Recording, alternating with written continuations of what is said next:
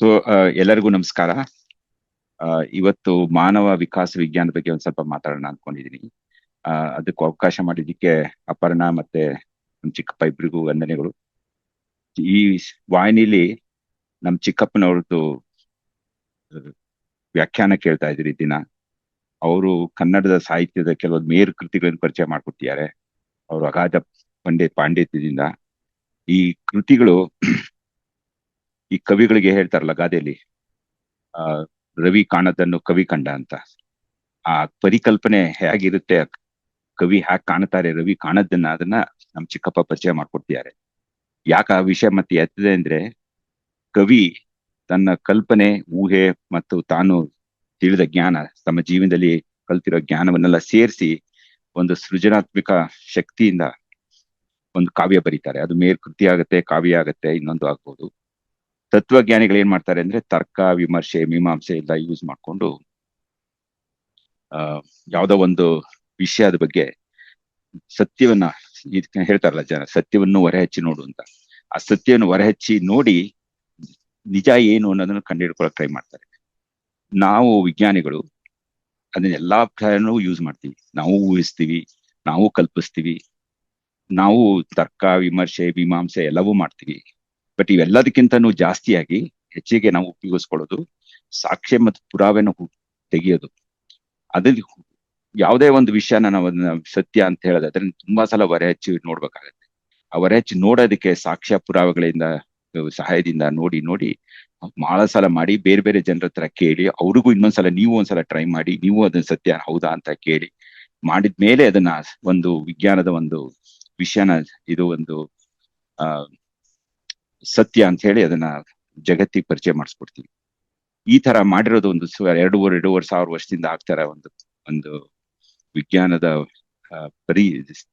ಒಂದು ರೀತಿ ಇದೆಯಲ್ಲ, ಅದ್ರ ಮೂಲಕ ಬಂದಿರೋ ಜ್ಞಾನವನ್ನ ವಿಜ್ಞಾನದಲ್ಲಿ ನಾವು ಹೇಳ್ತಾ ಇರ್ತೀವಿ. ಅದೇನು ಒಬ್ರು ಮಾಡಿದ್ದಲ್ಲ, ಇಬ್ರು ಮಾಡಿದ್ದಲ್ಲ, ಸಾವಿರಾರು ಜನ ಮಾಡಿರ್ತಾರೆ ಪ್ರಪಂಚದಲ್ಲಿ. ಈಗಂತೂ ಈಗ 100-120 ವರ್ಷದಿಂದ ಸಾವಿರಾರು ಜನ ಕೆಲಸ ಮಾಡ್ತಾರೆ. ಲಕ್ಷಾಂತರ ಅನ್ಬೋದು, ಲಕ್ಷಾಂತರ ಜನ ಕೆಲಸ ಮಾಡ್ತಾರೆ. ನಮ್ಮ ಭಾರತದಲ್ಲೇ 10,000 20,000 ಜನ ಬರೇ ಜೀವಶಾಸ್ತ್ರ ಬಗ್ಗೆನೆ ಸಂಶೋಧನೆ ಮಾಡ್ತಾ ಇದ್ದಾರೆ. ಅವರೆಲ್ಲರೂ ಒಟ್ಟಿಗೆ ಮಾಡಿರೋ ಕೆಲಸ, ಅದ್ರ ಹಿಂದ್ಗಡೆ ಮಾಡಿರೋರು ನೂರಾರು ವರ್ಷದಿಂದ ಮಾಡಿರೋದೆಲ್ಲವೂ ಸೇರಿ ನಾವು ಈಗ ಕಲ್ತಿರೋದು ಏನಿದೆ ಅನ್ನೋದ್ರ ಬಗ್ಗೆ ಒಂದ್ ಸ್ವಲ್ಪ ಮಾಹಿತಿ ಕೊಡ್ತೀವಿ. 30-40 ನಿಮಿಷ ತನಕ ಮಾತಾಡಕ್ಕೆ ಟ್ರೈ ಮಾಡ್ತೀನಿ. ಸೊ ನಾನು ಸ್ವಲ್ಪ ಸ್ಲೈಡ್ ಯೂಸ್ ಮಾಡ್ತೀನಿ, ಯಾಕಂದ್ರೆ ಪೂರಾ ಮಾತಾಡಕ್ಕೆ ಕಷ್ಟ ಆಗುತ್ತೆ ಇಲ್ಲ ಅಂದ್ರೆ. ಓಕೆ, ಮಾನವ ವಿಕಾಸ ವಿಜ್ಞಾನ ಅದ್ರ ಬಗ್ಗೆ ಒಂದ್ ಸ್ವಲ್ಪ ಮಾತಾಡ್ತೀನಿ ಅಂದ್ಕೊಂಡಲ್ಲ. ಅದೇ ಈಗ ವಿಜ್ಞಾನ ಅಂದ್ರೆ ಏನು ಅಂತ ಒಂದ್ರ ಬಗ್ಗೆ 2 ನಿಮಿಷ ಅಷ್ಟೇ ಮಾತಾಡ್ತೀನಿ. ನಮ್ಮ ಸೋದರ ಮಾವ ನರಸಿಂಹಮೂರ್ತಿ ಆಗ್ಲೇ ಮಾತಾಡಿಯಾರ. ತಮ್ಮಮಯ್ಯ ಮನುಷ್ಯರ ಊಹೆಗೂ ಸಾಮಾನ್ಯ ತಿಳುವಳಿಕೆ ಮತ್ತು ನಮ್ಮ ಇಂದ್ರಿಯಗಳಿಗೂ ಮೀರಿದ ಜ್ಞಾನದ ಶೋಧನೆಯೇ ವಿಜ್ಞಾನ ಅಂತ ಹೇಳೋದು. ಯಾಕೆ ಅಂತಂದ್ರೆ, ಕೆಲವೊಂದು ನಾವು ಊಹಿಸ್ತೀವಿ, ಹೇಗೋ ಅರ್ಥ ಮಾಡ್ಕೊಳಕ್ ಟ್ರೈ ಮಾಡ್ತೀವಿ. ಆ ಊಹಿಸಿದ ಸತ್ಯನೋ ಅಲ್ವೋ ಅನ್ನೋದನ್ನ ಎರಡು ಬೇರೆ ಬೇರೆ ತರದಲ್ಲಿ ಭಾವಿಸ್ಬೋದು. ಈಗ ನಾವೇನೋ ಒಂದು ಊಹೆ ಮಾಡ್ತೀವಿ, ಅದ್ರ ಸತ್ಯನೋ ಅಲ್ವೋ ಅಂತ ಇನ್ನೊಬ್ಬರ ಹತ್ರ ಕೇಳ್ಬೋದು. ಅಥವಾ ನಾವೇನೋ ನೋಡ್ತೀವಿ, ನೋಡಿದ್ದಿನ ನಾವು ನೋಡಿದ್ದು ಹಾಗೆ ಇನ್ನೊಬ್ರು ಅದೇ ತರ ನೋಡಿದಾರ, ಬೇರೆ ತರ ನೋಡಿದಾರ ಅನ್ನೋದ್ರ ಬಗ್ಗೆ ಒಂದ್ ಸ್ವಲ್ಪ ಒಬ್ರಿಗೊಬ್ರು ಮಾತಾಡ್ಕೊಂಡು ನಿಜ ಯಾವ್ದು ಅಂತ ತಿಳ್ಕೊಳಕ್ ಟ್ರೈ ಮಾಡ್ತಾ ಇರ್ತೀವಿ. ಕೆಲವೊಂದು ಇವು ನಮ್ಮ ಎಲ್ಲಾ ಇಂದ್ರಿಯಗಳಿಗೂ ಮೀರಿದ ಐತೆ. ನಮಗೆ ಎಷ್ಟು ಯಾವ್ದೋ ಒಂದು ಯಾವ್ದನ್ನ ಎಷ್ಟು ಸೈಜ್ ಅಲ್ಲಿ ನೋಡ್ತೀವಿ ಅನ್ನೋದು, ಒಂದು ಮೈಕ್ರೋಸ್ಕೋಪ್ ನೋಡ್ಬೇಕಾಗತ್ತೆ, ಟೆಲಿಸ್ಕೋಪ್ ನೋಡಿದ್ರೆ ದೂರದ ಜಾಸ್ತಿ ಕಾಣಿಸಲ್ಲ. ತುಂಬಾ ಫಾಸ್ಟ್ ಆಗಿರೋ ಇವೆಂಟ್, ತುಂಬಾ ಅತಿ ವೇಗದಿಂದ ನಡೀತಾ ಇರೋದು ಯಾವ್ದು ನಮ್ಗೆ ಗೊತ್ತಾಗಲ್ಲ. ಈಗೆಲ್ಲ ಇರೋಂತ ಇದೆ. ಕೆಲವೊಂದು ವಾಸನೆ ನಮಗೆ ಗೊತ್ತಾಗಲ್ಲ, ಕೆಲವೊಂದು ಬಣ್ಣ ನಮಗ್ ಕಣ್ಣಿಗೆ ಕಾಣಲ್ಲ, ಕೆಲವೊಂದು ಶಬ್ದ ನಮಗ್ ಕೇಳಿಸಲ್ಲ. ಈಗೆಲ್ಲ ಇಂದ್ರಿಯಗಳಿಗೂ ಅದಕ್ಕೆ ಒಂದು ಏನಂತಾರೆ, ಚೌಕಟ್ಟಿರುತ್ತೆ. ಆ ಚೌಕಟ್ಟೊಳಗೆ ನಮ್ಮ ಇಂದ್ರಿಯಗಳಿಗೆ ಕೆಲಸ ಮಾಡ್ತಿರುತ್ತೆ. ಆ ಚೌಕಟ್ಟಿಂದ ಹೊರಗಡೆನೂ ಪ್ರಪಂಚ ಇರೋದ್ರಿಂದ ಆದ್ರೆ ಅದನ್ನ ಹೆಂಗ್ ನಮ್ಗೆ ತಿಳಿಯೋದು, ಅದನ್ನ ನಾವು ಶೋಧನೆ ಮಾಡ್ಬೇಕಾದ್ರೆ ವಿಜ್ಞಾನದಲ್ಲಿ ಬೇರೆ ಬೇರೆ ರೀತಿ ಇದೆ. ಅದನ್ನ ನಾವು ಉಪಯೋಗಿಸ್ಕೊಂಡು ಹೊಸ ಹೊಸ ಜ್ಞಾನ ಹುಟ್ಟಿಸ್ತೀವಲ್ಲ, ಅದನ್ನ ವಿಜ್ಞಾನದಿಂದ ಬಂದಿರುವಂತಹ ಜ್ಞಾನ ಅಂತ ಅರ್ಥ ಮಾಡ್ಕೋಬೇಕಾಗತ್ತೆ. ಒಂದು ಉದಾಹರಣೆ ಅಂತಂದ್ರೆ, ಎಲ್ಲರಿಗೂ ಗೊತ್ತಿರೋ ಉದಾಹರಣೆ ಅಂದ್ರೆ ಈ ಸೂರ್ಯ ದಿನ ನಾವು ನೋಡ್ತಾ ಇರೋದು ಪೂರ್ವದಿಂದ ಪಶ್ಚಿಮಕ್ಕೆ ಹೋಗ್ತಿದ್ದಾನೆ ಅಂತ. ಎಲ್ಲಾರು ಹೇಳೋದಂದ್ರೆ ಸೂರ್ಯ ಹುಟ್ಟಿದ, ಸೂರ್ಯ ಮುಳುಗ್ದ ಅಂತೀವಿ ದಿನ ಈಗ್ಲೂ.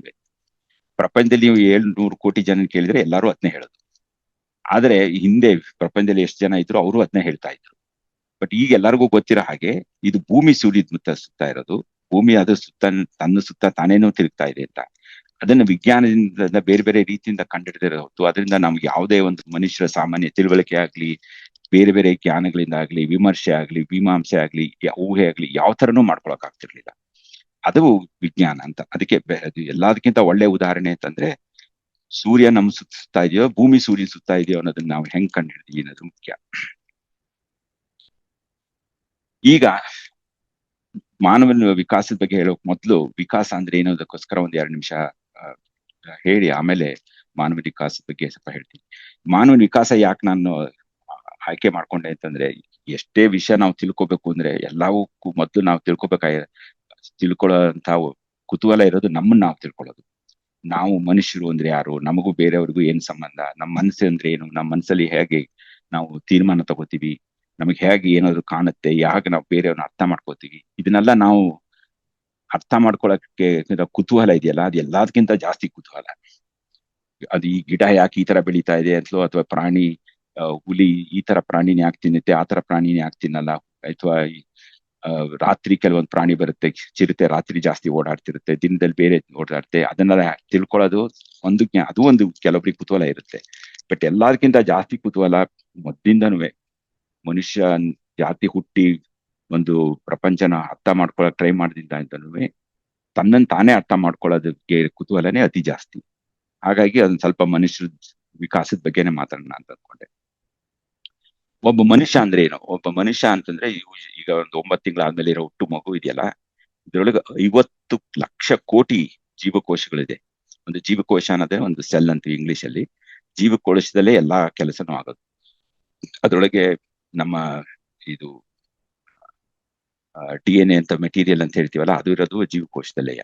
ನಮಗ್ ಬೇಕಾಗಿರೋ ಶಕ್ತಿ ಬೇಕಲ್ಲ, ಒಂದು ಕೆಮಿಕಲ್ ಯಾವುದೋ ಒಂದು ರಾಸಾಯನಿಕ ಕ್ರಿಯೆಯಿಂದ ಶಕ್ತಿ ಬಂದು ನಾವು ಓಡಾಡೋದಕ್ಕಾಗಲಿ, ಯೋಚನೆ ಮಾಡೋಕ್ಕಾಗಲಿ, ಮಾತಾಡಕ್ಕಾಗಲಿ, ಎಲ್ಲಾ ತರ ಶಕ್ತಿ ಬೇಕಾಗಿರೋದು ಬರೋದು ಆ ಜೀವಕೋಶದ ರಾಸಾಯನಿಕ ಕ್ರಿಯೆಯಿಂದ. ಆ ತರ 50 ಲಕ್ಷ ಕೋಟಿ ಜೀವಕೋಶಗಳಿದೆ ನಮ್ಮ ದೇಹದಲ್ಲಿ. ಅದಕ್ಕಿಂತನೂ ಜಾಸ್ತಿ ಇದೆ. ಸದ್ಯಕ್ಕೆ ನಾನು 50 ಲಕ್ಷ ಕೋಟಿ ಅಂತ ಅನ್ಕೊಳ್ಳೋಣ, ಯಾಕಂದ್ರೆ ಅದೇ ಒಂದು ತುಂಬಾ ದೊಡ್ಡ ನಂಬರ್, ನೋಡಿದ್ರೆ ಗೊತ್ತಾಗುತ್ತೆ. 50 ಟ್ರಿಲಿಯನ್ ಅಂತಾರೆ ಇಂಗ್ಲಿಷ್ ಅಲ್ಲಿ, ಅಥವಾ 50 ಲಕ್ಷ ಕೋಟಿ ನಮ್ಮ ಕನ್ನಡದಲ್ಲಿ.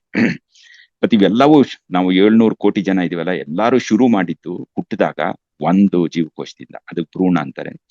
ಆ ಒಂದು ಜೀವಕೋಶದಲ್ಲಿ ಮೊದಲು ಒಂದು ತಾಯಿಯಿಂದ ಬಂದಿರೋ ಅಂಡಾಣು ಮತ್ತು ತಂದೆಯಿಂದ ಬಂದಿರೋ ವೀರ್ಯ ಎರಡು ಸೇರಿದ್ರೆ ಒಂದು ಜೀವಕೋಶ ಆಗುತ್ತೆ. ಆ ಒಂದು ಜೀವಕೋಶ ಇಂದ 50 ಲಕ್ಷ ಜೀವಕೋಶ ಇರೋ ಮಗು ಹುಟ್ಟಬೇಕಾದ್ರೆ ಅದಕ್ಕೆ 9 ತಿಂಗಳು ತಗೊಳ್ತೀವಿ ಮನುಷ್ಯರ ಜಾತಿಲಿ. ಆ 9 ತಿಂಗಳಲ್ಲಿ ಬರೇ ಒಂದು 50 ಲಕ್ಷ ಕೋಟಿ ಜೀವಕೋಶಗಳು ಒಂದೇ ಅಲ್ಲ, ಅದ್ರದ್ದು ಹೇಗೆ ಎಲ್ಲೆಲ್ಲಿ ಒಂದಕ್ಕೊಂದು ಸೇರ್ಕೊಂಡಿದೆ ಅಂತ. ಈಗ ಕಣ್ಣು ಇಲ್ಲೇ ಇದೆ, ಯಾವಾಗ್ಲೂ ಕೈ ಇಲ್ಲೇ ಇದೆ. ನಮ್ಮ ಮನುಷ್ಯರ 700 ಕೋಟಿ ಜನರಲ್ಲಿ ಎಲ್ಲರಿಗೂ 2 ಕಣ್ಣು, 2 ಕೈ, 2 ಕಿವಿ ಅದೇ ಜಾಗದಲ್ಲಿದೆ. ಆಮೇಲೆ ಅದ್ರದ್ದು ಗಾತ್ರನೂ ಅಷ್ಟೇ. ನಮ್ಮ ಮನುಷ್ಯನ ಒಬ್ಬ ಗಾತ್ರ ಒಂದಿಷ್ಟು 6 ಅಡಿ ಇಷ್ಟು ಎತ್ತರ ಇದ್ದಾನೆ, ಇಷ್ಟಿದೆ ಅಂತಂದ್ರೆ ಅದ್ರ ತಕ್ಕ ಹಾಗೆ ಮುಖ ಆಗ್ಲಿ, ಕೈ ಆಗ್ಲಿ, ಕಾಲಾಗ್ಲಿ ಇರುತ್ತೆ.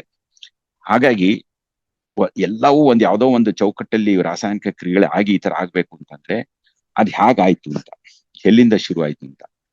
ಎಲ್ಲರೂ ಅನ್ಕೋಬಹುದು, ಇಲ್ಲ ಮನುಷ್ಯರಲ್ಲಿ ಯಾವಾಗ್ಲೂ ಹಿಂಗೆ ಇತ್ತು, ಮನುಷ್ಯರು ಹುಟ್ಟಿದ್ದೇ ಹೀಗೆ, ಮನುಷ್ಯರು ಇದೇ ಮೊದ್ಲಿಂದನೂ ಹೀಗೆ ಇದ್ದಿತ್ತು ಅಂತ. ಬಟ್ ವಿಜ್ಞಾನದಲ್ಲಿ ಈಗ ನಡೆದಿರೋ ಒಂದು 100-150 ವರ್ಷಗಳ ಹಿಂದಿಂದು ಸಂಶೋಧನೆಯಿಂದ ಗೊತ್ತಿರೋದೇನು ಅಂತಂದ್ರೆ, ಇದು ಮನುಷ್ಯರಲ್ಲೇ ಶುರುವಾಗಿದ್ದಲ್ಲ, ಅದಕ್ಕಿಂತ ಮೊದಲೇ ಶುರುವಾಗಿತ್ತು. ಒಂದು ಜೀವ 350 ಕೋಟಿ ವರ್ಷದಿಂದ ಇದೆ ಈ ಪ್ರಪಂಚದಲ್ಲಿ.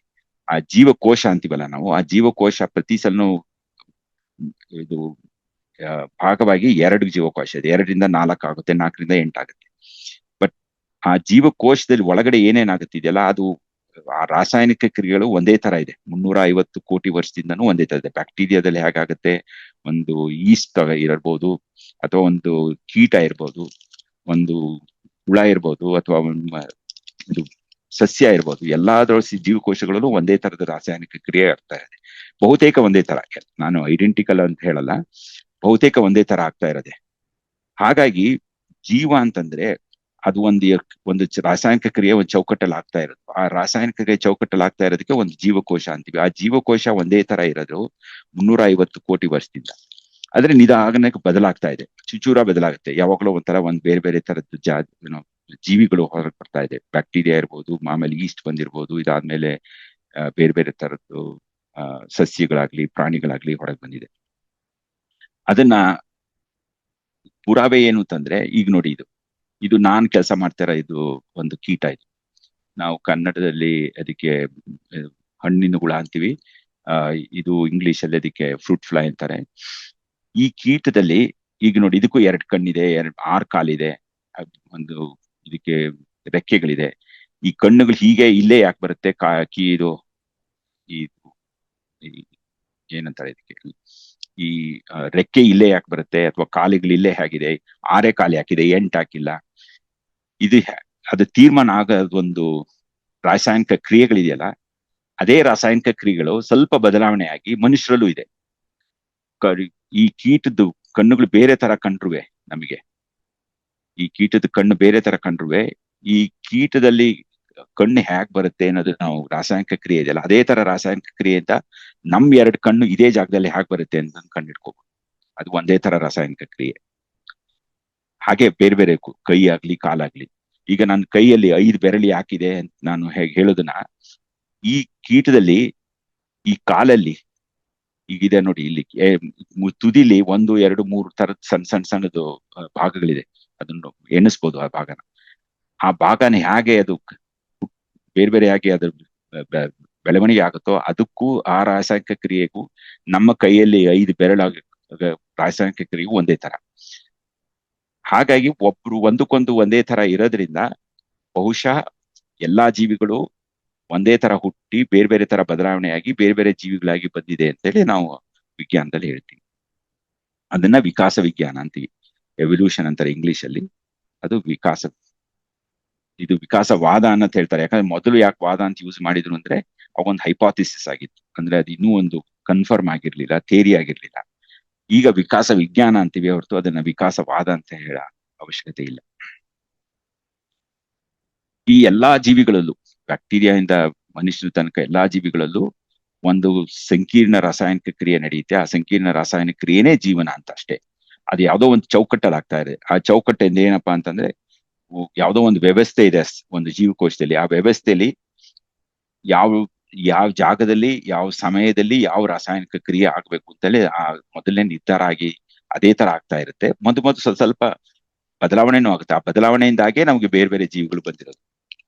ಆ ಕೆಲವೊಂದ್ಸಲ ಬದಲಾವಣೆ ಜೀವಿಗಳ ಜೀವನದಲ್ಲಿ ಆಗ್ಬೋದು. ಆ ಟೈಮಲ್ಲಿ ಈಗ ಟೆಂಪರೇಚರ್ ಜಾಸ್ತಿ ಆಯ್ತು, ಅಥವಾ ಯಾವ್ದೋ ಒಂದು ಊಟದಲ್ಲಿ ವ್ಯತ್ಯಾಸ ಆಗಿರ್ಬೋದು, ಅದ್ರದ್ದು ಫುಡ್ ಅಲ್ಲಿ, ಅಥವಾ ನ್ಯೂಟ್ರಿಷನ್ ಸರಿಯಾಗಿ ಬಂದದೇ ಇರ್ಬೋದು, ಇನ್ನೇನೋ ಅಥವಾ ಬೇರೆ ಒಂದು ಜೀವಿ ಅದನ್ನ ಇದು ರೋಗ ತರ ಅಂತ ಜೀವಿ ಇನ್ನೊಂದ್ರ ಹತ್ರ ಬಂದಿರ್ಬೋದು. ಅದರಿಂದಾಗಿ ಏನೋ ಒಂದು ಸ್ವಲ್ಪ ವ್ಯತ್ಯಾಸ ಆಗ್ಬೋದು. ಅಥವಾ ಇದು ಒಂದು ಜನರೇಷನ್ ಇಂದ ಇನ್ನೊಂದು ಜನರೇಷನ್ ಬರ್ಬೇಕಾರಾಗ ಚೇಂಜ್ ಇದೆಯಲ್ಲ, ಅದನ್ನ ಎವಲ್ಯೂಷನರಿ ಚೇಂಜ್ ಅಂತೀವಿ, ಅಥವಾ ವಿಕಾಸದ ಟೈಮಲ್ಲಿ ಆಗೋ ಬದಲಾವಣೆ ಅಂತೀವಿ. ಆ ಬದಲಾವಣೆದಾಗಿ ಹೊಸ ಹೊಸ ಜೀವಿಗಳು ಬರುತ್ತೆ. ಅದರೊಳಗೆ ಮನುಷ್ಯನೂ ಒಂದು ಜೀವಿ. ಇದನ್ನ ಬಿಟ್ಟಿದ್ದೀನಿ ನಾನು. ಈ ಬದಲಾವಣೆ, ಎಲ್ಲಾ ಬದಲಾವಣೆನೂ ನಾವು ಒಳ್ಳೇದು ಅಂತ ಹೇಳಕ್ ಬರಲ್ಲ, ಕೆಟ್ಟದ್ದು ಅಂತ ಹೇಳಕ್ ಬರಲ್ಲ. ಕೆಲವೊಂದು ಬದಲಾವಣೆ ಕೆಟ್ಟದಾಗ್ಬೋದು, ಕೆಲವೊಂದು ಬದಲಾವಣೆ ಒಳ್ಳೇದಾಗ್ಬೋದು. ಒಳ್ಳೆ ಬದಲಾವಣೆ ಕೆಲವೊಂದ್ಸಲ ಯಾವ ಜಾಗದಲ್ಲಿ ಯಾವ ಸಮಯದಲ್ಲಿ ಅದು ಒಳ್ಳೇದು ಕೆಟ್ಟದ್ದು ಅನ್ನೋ ತೀರ್ಮಾನ ಆಗುತ್ತೆ. ಈಗ ನಾವು ಎಷ್ಟೋ ಸಲ ಹೇಳ್ಕೊತೀವಿ, ಇವರು ನೆಗೆಟಿವ್ ಅಥವಾ ಪಾಸಿಟಿವ್ ಅಂತ, ಇವ್ರಿಗೇನೋ ಒಂದು ಸ್ವಲ್ಪ ತೊಂದರೆ ಇದೆ ಅಂತ. ಆ ತೊಂದರೆನೂ ಕೆಲವೊಬ್ರಿಗೆ, ಈಗ ರಾಮಾನುಜನಿಗೆ ಯಾವ್ದೋ ಒಂದು ತೊಂದರೆ ಇತ್ತು. ರಾಮಾನುಜನ್ ಮ್ಯಾಥಮೆಟಿಕ್ಸ್ ಜೀನಿಯಸ್ ಆಗಿತ್ತು. ಇನ್ಯಾರಿಗೋ ಕಣ್ಣು ಸರಿಯಾಗಿ ಕಾಣಲ್ಲ, ಕಿವಿ ತುಂಬಾ ಚೆನ್ನಾಗಿ ಕೇಳುತ್ತೆ. ಇನ್ಯಾರಿಗೋ ಸ್ವಲ್ಪ ಬೇರೆ ತರ ರೋಗ ಇರ್ಬೋದು, ಬಟ್ ಇನ್ಯಾವುದೋ ವಿಷಯದಲ್ಲಿ ಸ್ವಲ್ಪ ಶಕ್ತಿ ಇರ್ಬೋದು. ಪ್ರಪಂಚದಲ್ಲಿ ಯಾವುದೇ ಒಂದು ಜೀವಿ ಬದುಕಿದೆ ಅಂತಂದ್ರೆ ಯಾವುದೋ ಒಂದು ಒಳ್ಳೆ ಗುಣಗಳಿರುತ್ತೆ. ಕೆಲವೊಂದು ಸರಿ ಗುಣಗಳಲ್ಲೂ ಆ ಜಾಗದಲ್ಲಿ ಒಂದ್ ಸ್ವಲ್ಪ ಕಷ್ಟ ಕೊಡ್ಬೋದು. ಅದಕ್ಕೊಂದು ಯಾವ್ದೋ ಒಂಥರ ರೋಗ ಅಂತಲೋ ಅಥವಾ ಒಂದು ಬಲಹೀನತೆ ಇರ್ಬೋದು. ಬಟ್ ಅದನ್ನ ನಾವು ಏನಂತಾರೆ, ಜನರಲೈಸ್ ಮಾಡಕ್ ಬರಲ್ಲ. ಎಲ್ಲಾ ವಿಷಯದಲ್ಲೂ ಹೀಗೆ ಇರುತ್ತೆ ಅಂತ. ಹೀಗಿದೆ ನೋಡಿ, ರಕ್ತಹೀನತೆ ಅನ್ನೋದು ಒಂದು ರೋಗ ಇದೆ, ಎಲ್ಲರಿಗೂ ಗೊತ್ತಿರ್ಬೋದು, ಅನಿಮಿಯಾ ಅಂತಾರೆ. ರಕ್ತಹೀನತೆ ರೋಗ ಯಾಕೆ ಬರುತ್ತೆ ಅಂದ್ರೆ, ಯಾವ ಹಿಮೋಗ್ಲೋಬಿನ್ ಅಂತ ಒಂದು ಪ್ರೋಟೀನ್ ಇದೆಯಲ್ಲ, ಆ ಪ್ರೋಟೀನ್ ಅಲ್ಲಿ ಒಂದೇ ಒಂದು ಮಣಿ ಒಂದು ಸಾವಿರಾರು ಮಣಿಗಳಲ್ಲಿ ಒಂದು ಮಣಿ ಯಾವುದೋ ಒಂದ್ ಸ್ವಲ್ಪ ವ್ಯತ್ಯಾಸ ಆಗಿದೆ. ಅದರಿಂದಾಗಿ ಈ ನಮ್ಮ ಕೆಂಪು ರಕ್ತ ಕಣಗಳಿದೆಯಲ್ಲ, ರಕ್ತ ಜೀವಕೋಶಗಳು ಈಗ ಮೇಲ್ಗಡೆ ಇದೆಯಲ್ಲ, ಒಂದು ಒಂದು ಈಗ ಇದು ನೋಡಿ, ಒಂದು ಡೋನಟ್ ತರ ಇದೆಯಲ್ಲ, ಅದು ನಾರ್ಮಲ್ ಅಂತೀವಿ ನಾವು. ತುಂಬಾ ಜನ ತರ ಈ ತರ ಇರುತ್ತೆ. ಇವೆಲ್ಲರೂ ಮೈಕ್ರೋಸ್ಕೋಪ್ ಅಲ್ಲಿ ನೋಡಿದ್ರೆ ನಮ್ ರಕ್ತನ ತಗೊಂಡು ಒಂದ್ ಡ್ರಾಪ್ ತಗೊಂಡು ನೋಡಿದ್ರೆ ಈ ತರ ಕಾಣುತ್ತೆ. ಈ ರಕ್ತಹೀನತೆಯನ್ನ ರೋಗ ಇರೋರು ಅಂತವ್ರು ಏನಾದ್ರು ಒಂದು ಕಾಪಿಯ ರಕ್ತಹೀನತೆ ಲಕ್ಷಣ ಇರೋದು ಏನೇ ಇಟ್ಕೊಂಡಿದ್ರೆ ಅವ್ರ ಇದು ಇದು ರೆಡ್ ಬ್ಲಡ್ ಸೆಲ್ಸ್ RBC ಅಂತಾರಲ್ಲ, RBC ಈ ತರ ಶೇಪ್ ಅಲ್ಲಿ ಇರುತ್ತೆ. ಅದಕ್ಕೆ ಸಿಕಲ್ ಸೆಲ್ ಶೇಪ್ ಅಂತೀವಿ. ಹಂಗಾಗಿ ಅದಕ್ಕೆ ಸಿಕಲ್ ಸೆಲ್ ಅನಿಮಿಯಾ ಅಂತಲೂ ಹೆಸರಿದೆ ಈ ಡಿಸೀಸ್ಗೆ, ರಕ್ತಹೀನತೆ. ಮಜಾ ಅಂತಂದ್ರೆ ಈಗ ಯಾಕೆ ಅವ್ರ ರಕ್ತಹೀನತೆ ಅಂದ್ರೆ ಏನ್ ರೋಗ ಅಂತಂದ್ರೆ ಆಕ್ಸಿಜನ್, ಆಮ್ಲಜನಕನ ಸರಿಯಾಗಿ ತಗೊಂಡು ಎಲ್ಲಾ ಕಡೆಗೂ ಕೊಡಕ್ ಆಗ್ತಾ ಇರಲ್ಲ ಇದಕ್ಕೆ, ಈ ತರ ಇದು ಹಿಮೋಗ್ಲೋಬಿನ್ ಇದ್ರೆ. ಅದೇ ಅವರು ಮೀನ್ ಸಿ ಲೆವೆಲ್ ಇದೆ ಅಂದ್ರೆ ಸಮುದ್ರ ಹತ್ರ ಇದ್ರೆ, ಸಮುದ್ರ ಹತ್ರ ಇದು ಆಮ್ಲಜನಕ ಜಾಸ್ತಿ ಇರೋದ್ರಿಂದ ಇವ್ರಿಗೂ ಏನು ವ್ಯತ್ಯಾಸ ಇರಲ್ಲ. ನಾರ್ಮಲ್ ಇದು RBC ಇರೋರಿಗೂ ರಕ್ತಹೀನತೆ ಅಂತ ಒಂದು RBC ಇರೋರ್ಗೂ ವ್ಯತ್ಯಾಸ ಯಾಕಿರಲ್ಲ ಅಂತಂದ್ರೆ ತುಂಬಾ ಆಕ್ಸಿಜನ್ ಇರುತ್ತೆ ಮೀನ್ ಸಿ ಲೆವೆಲ್. ಅದೇ ಗುಡ್ಡದ ಮೇಲೆ ಕಮ್ಮಿ ಆಕ್ಸಿಜನ್ ಇರೋಂಥ ಜಾಗಕ್ಕೆ ಹೋದ್ರೆ ಈ ನಾವು ನಾರ್ಮಲ್ ಅಂತ ಯಾರಿಗಂತೀವೋ ಅವ್ರು ಕರೆಕ್ಟ್, ಅವ್ರಿಗೆ ಸ್ವಲ್ಪ ಜಾಸ್ತಿ ಬದುಕೋ ಅವಕಾಶ ಇರುತ್ತೆ. ಅದೇ ನೋಡಿ, ಈಗ ಮಲೇರಿಯಾ ರೋಗನು ಅದೇ ಜಾಗದಲ್ಲಿ ಇದೆ. ಮಲೇರಿಯಾ ರೋಗ ನಮ್ ಜೊತೆಲೆ ಬಂದಿರೋದು, ಅದು ಒಂದು ವಿಕಾಸದಲ್ಲಿ ನಮ್ ಜೊತೆಲೆ ಅದು ಬದಲಾವಣೆ ಆಗ್ತಾ ಬಂದಿದೆ. ಯಾಕೆಂದ್ರೆ ಅದು ನಾವು ಹೇಗ್ ಬದಲಾವಣೆ ಆದ್ರೂ ನಮ್ಮ RBC ನ ಅಟ್ಯಾಕ್ ಮಾಡಿ ನಮ್ಮ RBC ಇಂದ ನಮ್ಮ ಹಿಮೋಗ್ಲೋಬಿನ್ ತಗೊಳಕೋಸ್ಕರ ಬರ್ತದೆ. Malaria parasite normal haemoglobin attack ಮಾಡುತ್ತೆ. ಅದೇ ಈ ಸಿಕಲ್ ಸೆಲ್ ಎನಿಮಿಯಾ RBC ಇದ್ರೆ ಅದಕ್ಕೆ ಅಟ್ಯಾಕ್ ಮಾಡಕ್ ಆಗಲ್ಲ ಅದಕ್ಕೆ. ಹಾಗಾಗಿ ಏನಾಗುತ್ತೆ ಅಂದ್ರೆ ಈ ಮೀನ್ಸ್, ಈಗ ಅಲ್ಲೇ ನಾವು ಸಮುದ್ರ ತೀರದಲ್ಲಿ ಇದ್ವಿ, ಸಮುದ್ರ ತೀರದಲ್ಲಿ ಆಕ್ಸಿಜನ್ ಜಾಸ್ತಿ ಇದ್ರಿಂದ ರಕ್ತಹೀನತೆ ರೋಗ ಇರಲ್ಲ. ಹಾಗೆ ಅವಾಗ ಮಲೇರಿಯಾ ಅಂತ ಜಾಗದಲ್ಲಿ ಇದ್ರೆ ಈ ರಕ್ತಹೀನತೆ ರೋಗ ಇರೋರು ಅಂತೀವಿ ಅಂದ್ರೆ ಅವ್ರಿಗೆ ಆಕ್ಚುಲಿ ಮಲೇರಿಯಾ ರೋಗದ್ದು ಇದು ತಡ್ಕೊಳ್ಳೋ ಶಕ್ತಿ ಇರುತ್ತೆ, ಈ ರೆಗ್ಯುಲರ್ RBC ಅವ್ರಿಗೆ ಇರಲ್ಲ. ಹಂಗಾಗಿ ಯಾರು ಜಾಸ್ತಿ ಬದುಕೋ ಅವಶ್ಯಕತೆ ಇದೆ, ಯಾವ್ರಿಗೆ ಅವಕಾಶ ಇದೆ, ಯಾವ್ರಿಗೆ ಕಮ್ಮಿ ಇದೆ, ಯಾರಿಗೆ ಜಾಸ್ತಿ ಏನೋ ರೆಸಿಸ್ಟೆನ್ಸ್ ಇದೆ ಅನ್ನೋದು ಆ ಪರಿಸರದ ಮೇಲೆ ಆಗುತ್ತೆ. ಈ ಜೀವ ವಿಕಾಸದಲ್ಲಿ ಹಾಗೆ ಆಗೋದು. ತುಂಬಾ ವೈವಿಧ್ಯತೆ ಬರುತ್ತೆ, DNA ಇಂದ ತುಂಬಾ ವೈವಿಧ್ಯತೆ ಬಂದ್ಮೇಲೆ ಕೆಲವೊಂದು ಯಾವ್ದೋ ಒಂದು ಪರಿಸರದಲ್ಲಿ ಕೆಲವೊಂದು ಚೆನ್ನಾಗಿ ಬೆಳಿಬಹುದು, ಕೆಲವೊಂದು ಸರಿಯಾಗಿ ಬೆಳೆದೇ ಇರ್ಬೋದು. ಯಾವ ಚೆನ್ನಾಗಿ ಬೆಳೆಯುತ್ತೋ ಅದ್ರ ವಂಶ ಪಾರಂಪರ್ಯ ಜಾಸ್ತಿ ಆಗ್ತಾ ಹೋಗುತ್ತೆ, ಅದ್ರದ್ದು ಗುಂಪು ಜಾಸ್ತಿ ಆಗಿ ಹೊಸ ಜಾತಿನೇ ಬರ್ಬೋದು, ಸ್ಪೀಶೀಸ್ ಅಂತಾರೆ ಇಂಗ್ಲಿಷ್. ಈ ತರ ಆಗ್ತಾ ಇರೋದು 350 ವರ್ಷಗಳಿಂದ ಆಗ್ತಾ ಇದೆ. 3.5 ಶತಕೋಟಿ ವರ್ಷಗಳಿಂದ ಆಗ್ತಾ ಇದೆ. ಯಾವ್ದೋ ಒಂದು ಸಣ್ಣ ಬ್ಯಾಕ್ಟೀರಿಯಾ ತರದ ಒಂದು ಜೀವಿ ಶುರು ಆಗಿದ್ದು ಈಗ ಮನುಷ್ಯರಾಗಿದ್ಮೇಲೂ ಬೇಕಾದಷ್ಟು ಹೊಸ ಹೊಸ ಜೀವಿಗಳು. ಈಗ ನಾನು ಮಾತಾಡ್ತಾ ಇರ್ಬೇಕಾದ್ರೆ ಹೊಸ ಒಂದು ಬ್ಯಾಕ್ಟೀರಿಯಾದ್ದು ಜಾತಿ ಹುಟ್ಟಿರ್ಬೋದು, ಅಥವಾ ಒಂದು ಫಂಗಸ್ ಜಾತಿ ಹುಟ್ಟಿರ್ಬೋದು. ಯಾಕಂದ್ರೆ ಕೆಲವೊಂದು ತುಂಬಾ ವೇಗವಾಗಿ ಬದಲಾವಣೆ ಆಗುತ್ತೆ, ಕೆಲವೊಂದು ಸ್ವಲ್ಪ ನಿಧಾನವಾಗಿ ಬದಲಾವಣೆ ಆಗುತ್ತೆ. ಯಾವ್ದು ಹೇಗೆ ಬದಲಾವಣೆ ಆಗುತ್ತೆ ಅನ್ನೋದು ಆ ಜೀವಿಯ ಎಷ್ಟು ಬೇಗ ಅದು ಅದರದ್ದು ಏನಂತಾರೆ ಹೊಸ ಇದು ಬರುತ್ತಲ್ಲ, ವಂಶ ಹೇಗೆ ಅದ್ರ ಬೆಳವಣಿಗೆ ಆಗುತ್ತೆ ಅನ್ನೋ ಮೇಲೆ ಹೋಗುತ್ತೆ. ಈ ಬ್ಯಾಕ್ಟೀರಿಯಾ ಪ್ರತಿ 20 ನಿಮಿಷಕ್ಕೊಂದ್ಸಲ ಆಗ್ಬೋದು. ಮನುಷ್ಯರು ನಾವು 35 ವರ್ಷಕ್ಕೊಂದ್ಸಲ ಒಂದು ಹೊಸ ಜನರೇಷನ್ ಬರುತ್ತೆ. ಹಾಗಾಗಿ ಮನುಷ್ಯರು, ನಾವು ಈಗ ಒಂದು ಕ್ಲೈಮೇಟ್ ಚೇಂಜ್ ಅಂತೀವಲ್ಲ, ವಾತಾವರಣ ಬದಲಾವಣೆ ಆಗ್ತಿದೆಯಲ್ಲ, ಮನುಷ್ಯರು ಅದನ್ನು ಹೊಂದ್ಕೊಳ್ಳೋದು ಸ್ವಲ್ಪ ಕಷ್ಟ ಯಾಕಾಗತ್ತೆ ಅಂದ್ರೆ ನಮಗೆ ಸಾವಿರಾರು ವರ್ಷ ಬೇಕಾಗುತ್ತೆ ಆ ಬದಲಾವಣೆಗೆ ಹೊಂದ್ಕೊಳ್ಳೋಂತ. ನಮ್ಮ DNA ಏನಾದ್ರು ಹೊಸ ಬದಲಾವಣೆ ಬರ್ಬೇಕು ಅಂದ್ರೆ, ಅದೇ ಬ್ಯಾಕ್ಟೀರಿಯಾದಲ್ಲಿ ಬರೇ 1 ವರ್ಷದಲ್ಲಿ ಬರ್ಬೋದು ಎಲ್ಲಾ ತರ ಬದಲಾವಣೆಗಳು. ಹಂಗಾಗಿ ಬ್ಯಾಕ್ಟೀರಿಯಾ ಎಲ್ಲಾ ತರ ಜಾಗದಲ್ಲೂ ಇದೆ. 140 ಡಿಗ್ರಿ ಸೆಂಟಿಗ್ರೇಡ್ ಜಾಗದಲ್ಲೂ ಇದೆ, -60 ಡಿಗ್ರಿ ಸೆಂಟಿಗ್ರೇಡ್ ಜಾಗದಲ್ಲೂ ಇದೆ, ಅಥವಾ ಅತಿ ಕಮ್ಮಿ ಆಕ್ಸಿಜನ್ ಜಾಗದಲ್ಲೂ ಇದೆ, ಅತಿ ಜಾಸ್ತಿ ಆಕ್ಸಿಜನ್ ಜಾಗದಲ್ಲೂ ಇರುವಂತಹ ಬ್ಯಾಕ್ಟೀರಿಯಾನು ಇದೆ. ಈಗ ಮನುಷ್ಯರ ವಂಶಾವಳಿ ಬಗ್ಗೆ ನೋಡಿದ್ರೆ, ಈ ವಾನರ ಅಂತಂದ್ರೆ ಪ್ರೈಮೇಟ್ ಅಂತಾರೆ ಇಂಗ್ಲಿಷ್ ಅಲ್ಲಿ. ಎಲ್ಲಾ ತರ ಮಂಗಗಳ ಜಾತಿಗೂ ವಾನರ ಅಂತಾರೆ. ಇನ್ನೊಂದು ಏಪ್ ಅಂತೀವಿ. ಏಪ್ ಅಂತಂದ್ರೆ ಸ್ವಲ್ಪ ದೊಡ್ಡ ವಾನರಗಳು, ಚಿಂಪ್ಯಾನ್ಜಿ, ಗೊರಿಲ್ಲಾ, ಇವರೆಲ್ಲ ಏಪ್ಸ್ ಅಂತೀವಿ. ಮನುಷ್ಯನು ಒಂದು ಏಪ್ ತಾನೆ. ಚಿಂಪ್ಯಾನ್ಜಿಗೂ ಮನುಷ್ಯಗೂ ಒಂದು ಸಲ 50 ಲಕ್ಷ ವರ್ಷ ಹಿಂದೆ ಒಂದು ನಮ್ಮಿಬ್ಬರಿಗೂ ಒಂದು ಕಾಮನ್ ಅಂದ್ರೆ ಒಂದೇ ಸಾಮಾನ್ಯ ಏನಂತಾರೆ ಆನ್ಸೆಸ್ಟರ್ ಅಂತೀವಲ್ಲ. ಇಂಗ್ಲಿಷ್ ಅಲ್ಲಿ ಹೇಳ್ಪರವಾಗಿಲ್ಲ. ಹಾ, ಇಂಗ್ಲಿಷ್ ಅಲ್ಲಿ ಹೇಳ ಪರವಾಗಿಲ್ಲ.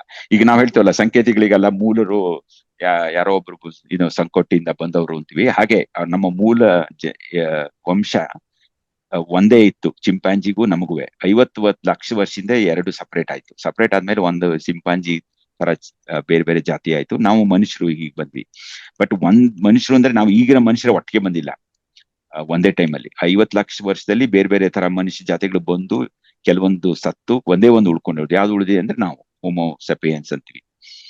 ಆದ್ರೆ ಈಗ ಈ ಈ ಬೇರೆ ಬೇರೆ ಜಾತಿಗಳು ಬಂದಿದೆ. ಈಗ ನಮ್ಮ ಶಿವರಾಮ್ ಕಾರಂತ ಬುಕ್ ಅಲ್ಲಿ ಭಾರತ ಪ್ರಪಂಚದ ಅಂತ ಹೇಳಿ ಬಹಳ ಹಿಂದೆ ಬರ್ದಿದ್ರು. ಅದರೊಳಗೆ ಒಂದು ಗವಿ ಮನುಷ್ಯರು ಅಂತಾರೆ, ನಿಯಾಂಡರ್ತಾಲ್ಸ್ ಅಂತ, ಅದ್ರ ಬಗ್ಗೆ ಎಲ್ಲ ಪರಿಚಯ ಮಾಡ್ಕೊಟ್ಟಿದ್ದಾರೆ. ಆ ನಿಯಾಂಡರ್ತಾಲ್ಸ್, ಆಮೇಲೆ ಇನ್ನೊಂದು ಫ್ಲೋರೆನ್ಸಿಯಸ್ ಅಂತ ಒಬ್ರು, ಎರೆಕ್ಟಸ್ ಅಂತ, 4 ಸ್ಪೀಶೀಸ್ ಇನ್ಕ್ಲೂಡಿಂಗ್ ಹೋಮೋಸೆಪಿಯನ್ಸ್ ಅಂದ್ರೆ ನಾವು. ಇವು 4 ನಾವು ಬೇರೆ ಬೇರೆ ಜಾತಿ ಮನುಷ್ಯರು ಒಂದೇ ಟೈಮಲ್ಲಿ ಒಂದೇ ಜಾಗದಲ್ಲೂ ಇದ್ವಿ. ಈ ಗ್ರಾಫ್ ಅಲ್ಲಿ ತೋರಿಸ್ಬೇಕಾದ್ರೆ ಬರೇ 30-40 ಸಾವಿರ ವರ್ಷ ಹಿಂದೆ ಸುಮಾರು 4 ಮನುಷ್ಯರ ಜಾತಿಗಳಿತ್ತು ಬೇರೆ ಬೇರೆ ಪ್ರಪಂಚದಲ್ಲಿ. ಬಟ್ ಕೆಲವೊಂದು ಒಂದೇ ಜಾಗದಲ್ಲೂ ಇತ್ತು. ಅದ್ ಹ್ಯಾಕ್ ನಮಗ್ ಒಂದೇ ಜಾಗದಲ್ಲಿ ಇತ್ತು ಅಂತಂದ್ರೆ, ಒಂದು ಅದ್ರ ಮೂಳೆಗಳಿಂದ ನೋಡಿ, ಇದು ಇತ್ತಾರಲ್ಲ ಪಳೆಯುಳಿಕೆ ತರ ಫಾಸಿಲ್ ಅಂತಾರ, ಅದ್ರ ಮೂಳೆಯಲ್ಲಿ ನೋಡಿ ಆ ಮೂಳೆಗಳನ್ನ ಇದ್ ಮಾಡಿ ಇದು ಯಾರ್ದು ಯಾವ ಜಾತಿ ಇದು ಅಂತ ಒಂದೇ ಜಾಗದಲ್ಲಿ ಒಂದೇ ಟೈಮಲ್ಲಿ ಇದೆ ಅಂತೇಳಿ ಆ ತರ ಒಂದು ಕಾರ್ಬನ್ ಡೇಟಿಂಗ್ ಎಲ್ಲ ಮಾಡ್ಬೋದು. ಇನ್ನೊಂದು DNA ಮೂಲಕ ಮಾಡ್ಬೋದು. ಯಾಕಂದ್ರೆ DNA ಒಂದು ವಂಶದಲ್ಲಿ ಅದು ಒಬ್ಬರಿಂದ ಒಬ್ಬರಿಗೆ ಹೋಗ್ತಲೇ ಇರುತ್ತೆ, ತಂದೆಯಿಂದ ಮಕ್ಕಳಿಗೆ, ತಾಯಿಯಿಂದ ಮಕ್ಕಳಿಗೆ, ಅಥವಾ ಮಕ್ಕಳಿಂದ ಹಿಂಗೆ ಮಕ್ಕಳಿಗೆ, ಮೊಮ್ಮಕ್ಕಳಿಗೆ ಅಂತ. ಹಾಗಾಗಿ DNA ನಾವು ಅನಲೈಸ್ ಮಾಡಿ ಯಾರು ಯಾವಕ್ಕೆ ಸಂಬಂಧಪಟ್ಟಿದ್ದಾರೆ ಅಂತ ನಾವು ಅನಲೈಸ್ ಮಾಡ್ಬೋದು. ಆತರ ಅನಲೈಸ್ ಮಾಡಿದಾಗ ಇಲ್ಲಿ ನೋಡಿ, ಇಲ್ಲಿ ಈ ನಿಯಾಂಡರ್ಥಾಲ್ ಅಂತಿದ್ವಲ್ಲ, ಈ ಗವಿ ಮನುಷ್ಯರು, ನಮ್ಮ ಹೊಸ ಸೇಪಿಯನ್ಸ್ ಆಫ್ರಿಕಾದಿಂದ ಹೊರಗೆ ಬಂದ ತಕ್ಷಣ ನಿಯಾಂಡರ್ಥಾಲ್ಸ್ ಅಂತ ಮೊದ್ಲೇ ಬಂದಿದ್ರು. ಅವರು ಆಫ್ರಿಕಾದಲ್ಲಿದ್ರು. ಅವ್ರ ಜೊತೆಲಿ ನಾವು ಸೇರ್ಕೊಂಡು ಹೊಸ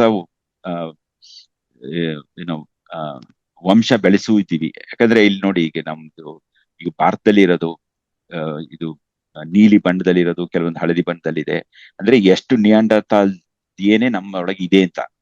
ಆಫ್ರಿಕಾದಲ್ಲಿರೋ ಯಾರಿಗೂ ಇಲ್ಲ. ಯಾಕಂದ್ರೆ ಈ ಮಿಕ್ಸ್ ಆಗಿರೋದು, ಅಂದ್ರೆ ಒಬ್ರಿಗೊಬ್ರು ಮಕ್ಕಳು ಮಾಡ್ಕೊಂಡಿರೋದು ನಿಯಾಂಡರ್ಥಾಲು ಈಗ ಹೋಮೋಸೆಪಿಯನ್ ಸೇರಿ ಆಗಿರೋದು ಆಫ್ರಿಕಾದಿಂದ ಹೊರಗೆ ಬಂದ್ಮೇಲೆ. ಹಂಗಾಗಿ ಆಫ್ರಿಕಾದಲ್ಲಿ ಇರೋರಿಗೆ ನಿಯಾಂಡರ್ಥಾಲ್ DNA ಇಲ್ಲ. ನಮ್ಮಲ್ಲಿ ಸ್ವಲ್ಪ ಇದೆ, ಅದು ತುಂಬಾ ಸಲ ಆಗಿಲ್ಲ. ಅದಕ್ಕಾಗಿ ಸ್ವಲ್ಪನೇ ಇದೆ, ಒಂದು 1% ಗಿಂತನೂ ಕಮ್ಮಿ ಇದೆ ನಮ್ಮಲ್ಲಿ. ಈಗ ಇನ್ನೂ ಒಂದಿದೆ, ಡೆನಿಸೋವನ್ ಅಂತ ಒಂದು ಹೊಸ ಮನುಷ್ಯ ಜಾತಿ ನಾವು ಮೊನ್ನೆ ಈಗ ಒಂದು 4-5 ವರ್ಷದಿಂದ ಕಂಡುಹಿಡಿದ್ರು. ಅದು ರಷ್ಯಾ, ಸೈಬೀರಿಯಾ ಆ ಕಡೆ ಇರೋದು. ಆ ಜೊತೆಲೂ ನಮ್ಮ ಸಂಬಂಧ ಇತ್ತು ಅನ್ನೋದಕ್ಕೋಸ್ಕರ ಇಲ್ಲಿ ನಾವು ಗೊತ್ತಾಗುತ್ತೆ. ಪ್ರತಿ ಇಂಡಿಯಾ, ಚೈನಾ ಈ ಒಂದು 2 ಕಡೆ ಅಷ್ಟೇ ಇರೋದು, ಇನ್ನೆಲ್ಲೂ ಅದಕ್ಕಿಲ್ಲ. ಸ್ವಲ್ಪ ಇಲ್ಲೊಂದು 1-2 ಕಡೆ ಇದೆ. ಇದ್ಯಾವುದೋ ಒಂದು ಐಲ್ಯಾಂಡ್ಸ್ ಇದೆಯಲ್ಲ ಆಸ್ಟ್ರೇಲಿಯಾ ಮೇಲೆ, ನ್ಯೂಜಿಲ್ಯಾಂಡ್, ಅಲ್ಲೆಲ್ಲ 1-2 ಕಡೆ ಸ್ವಲ್ಪ ಇದೆ ಅಷ್ಟೇ.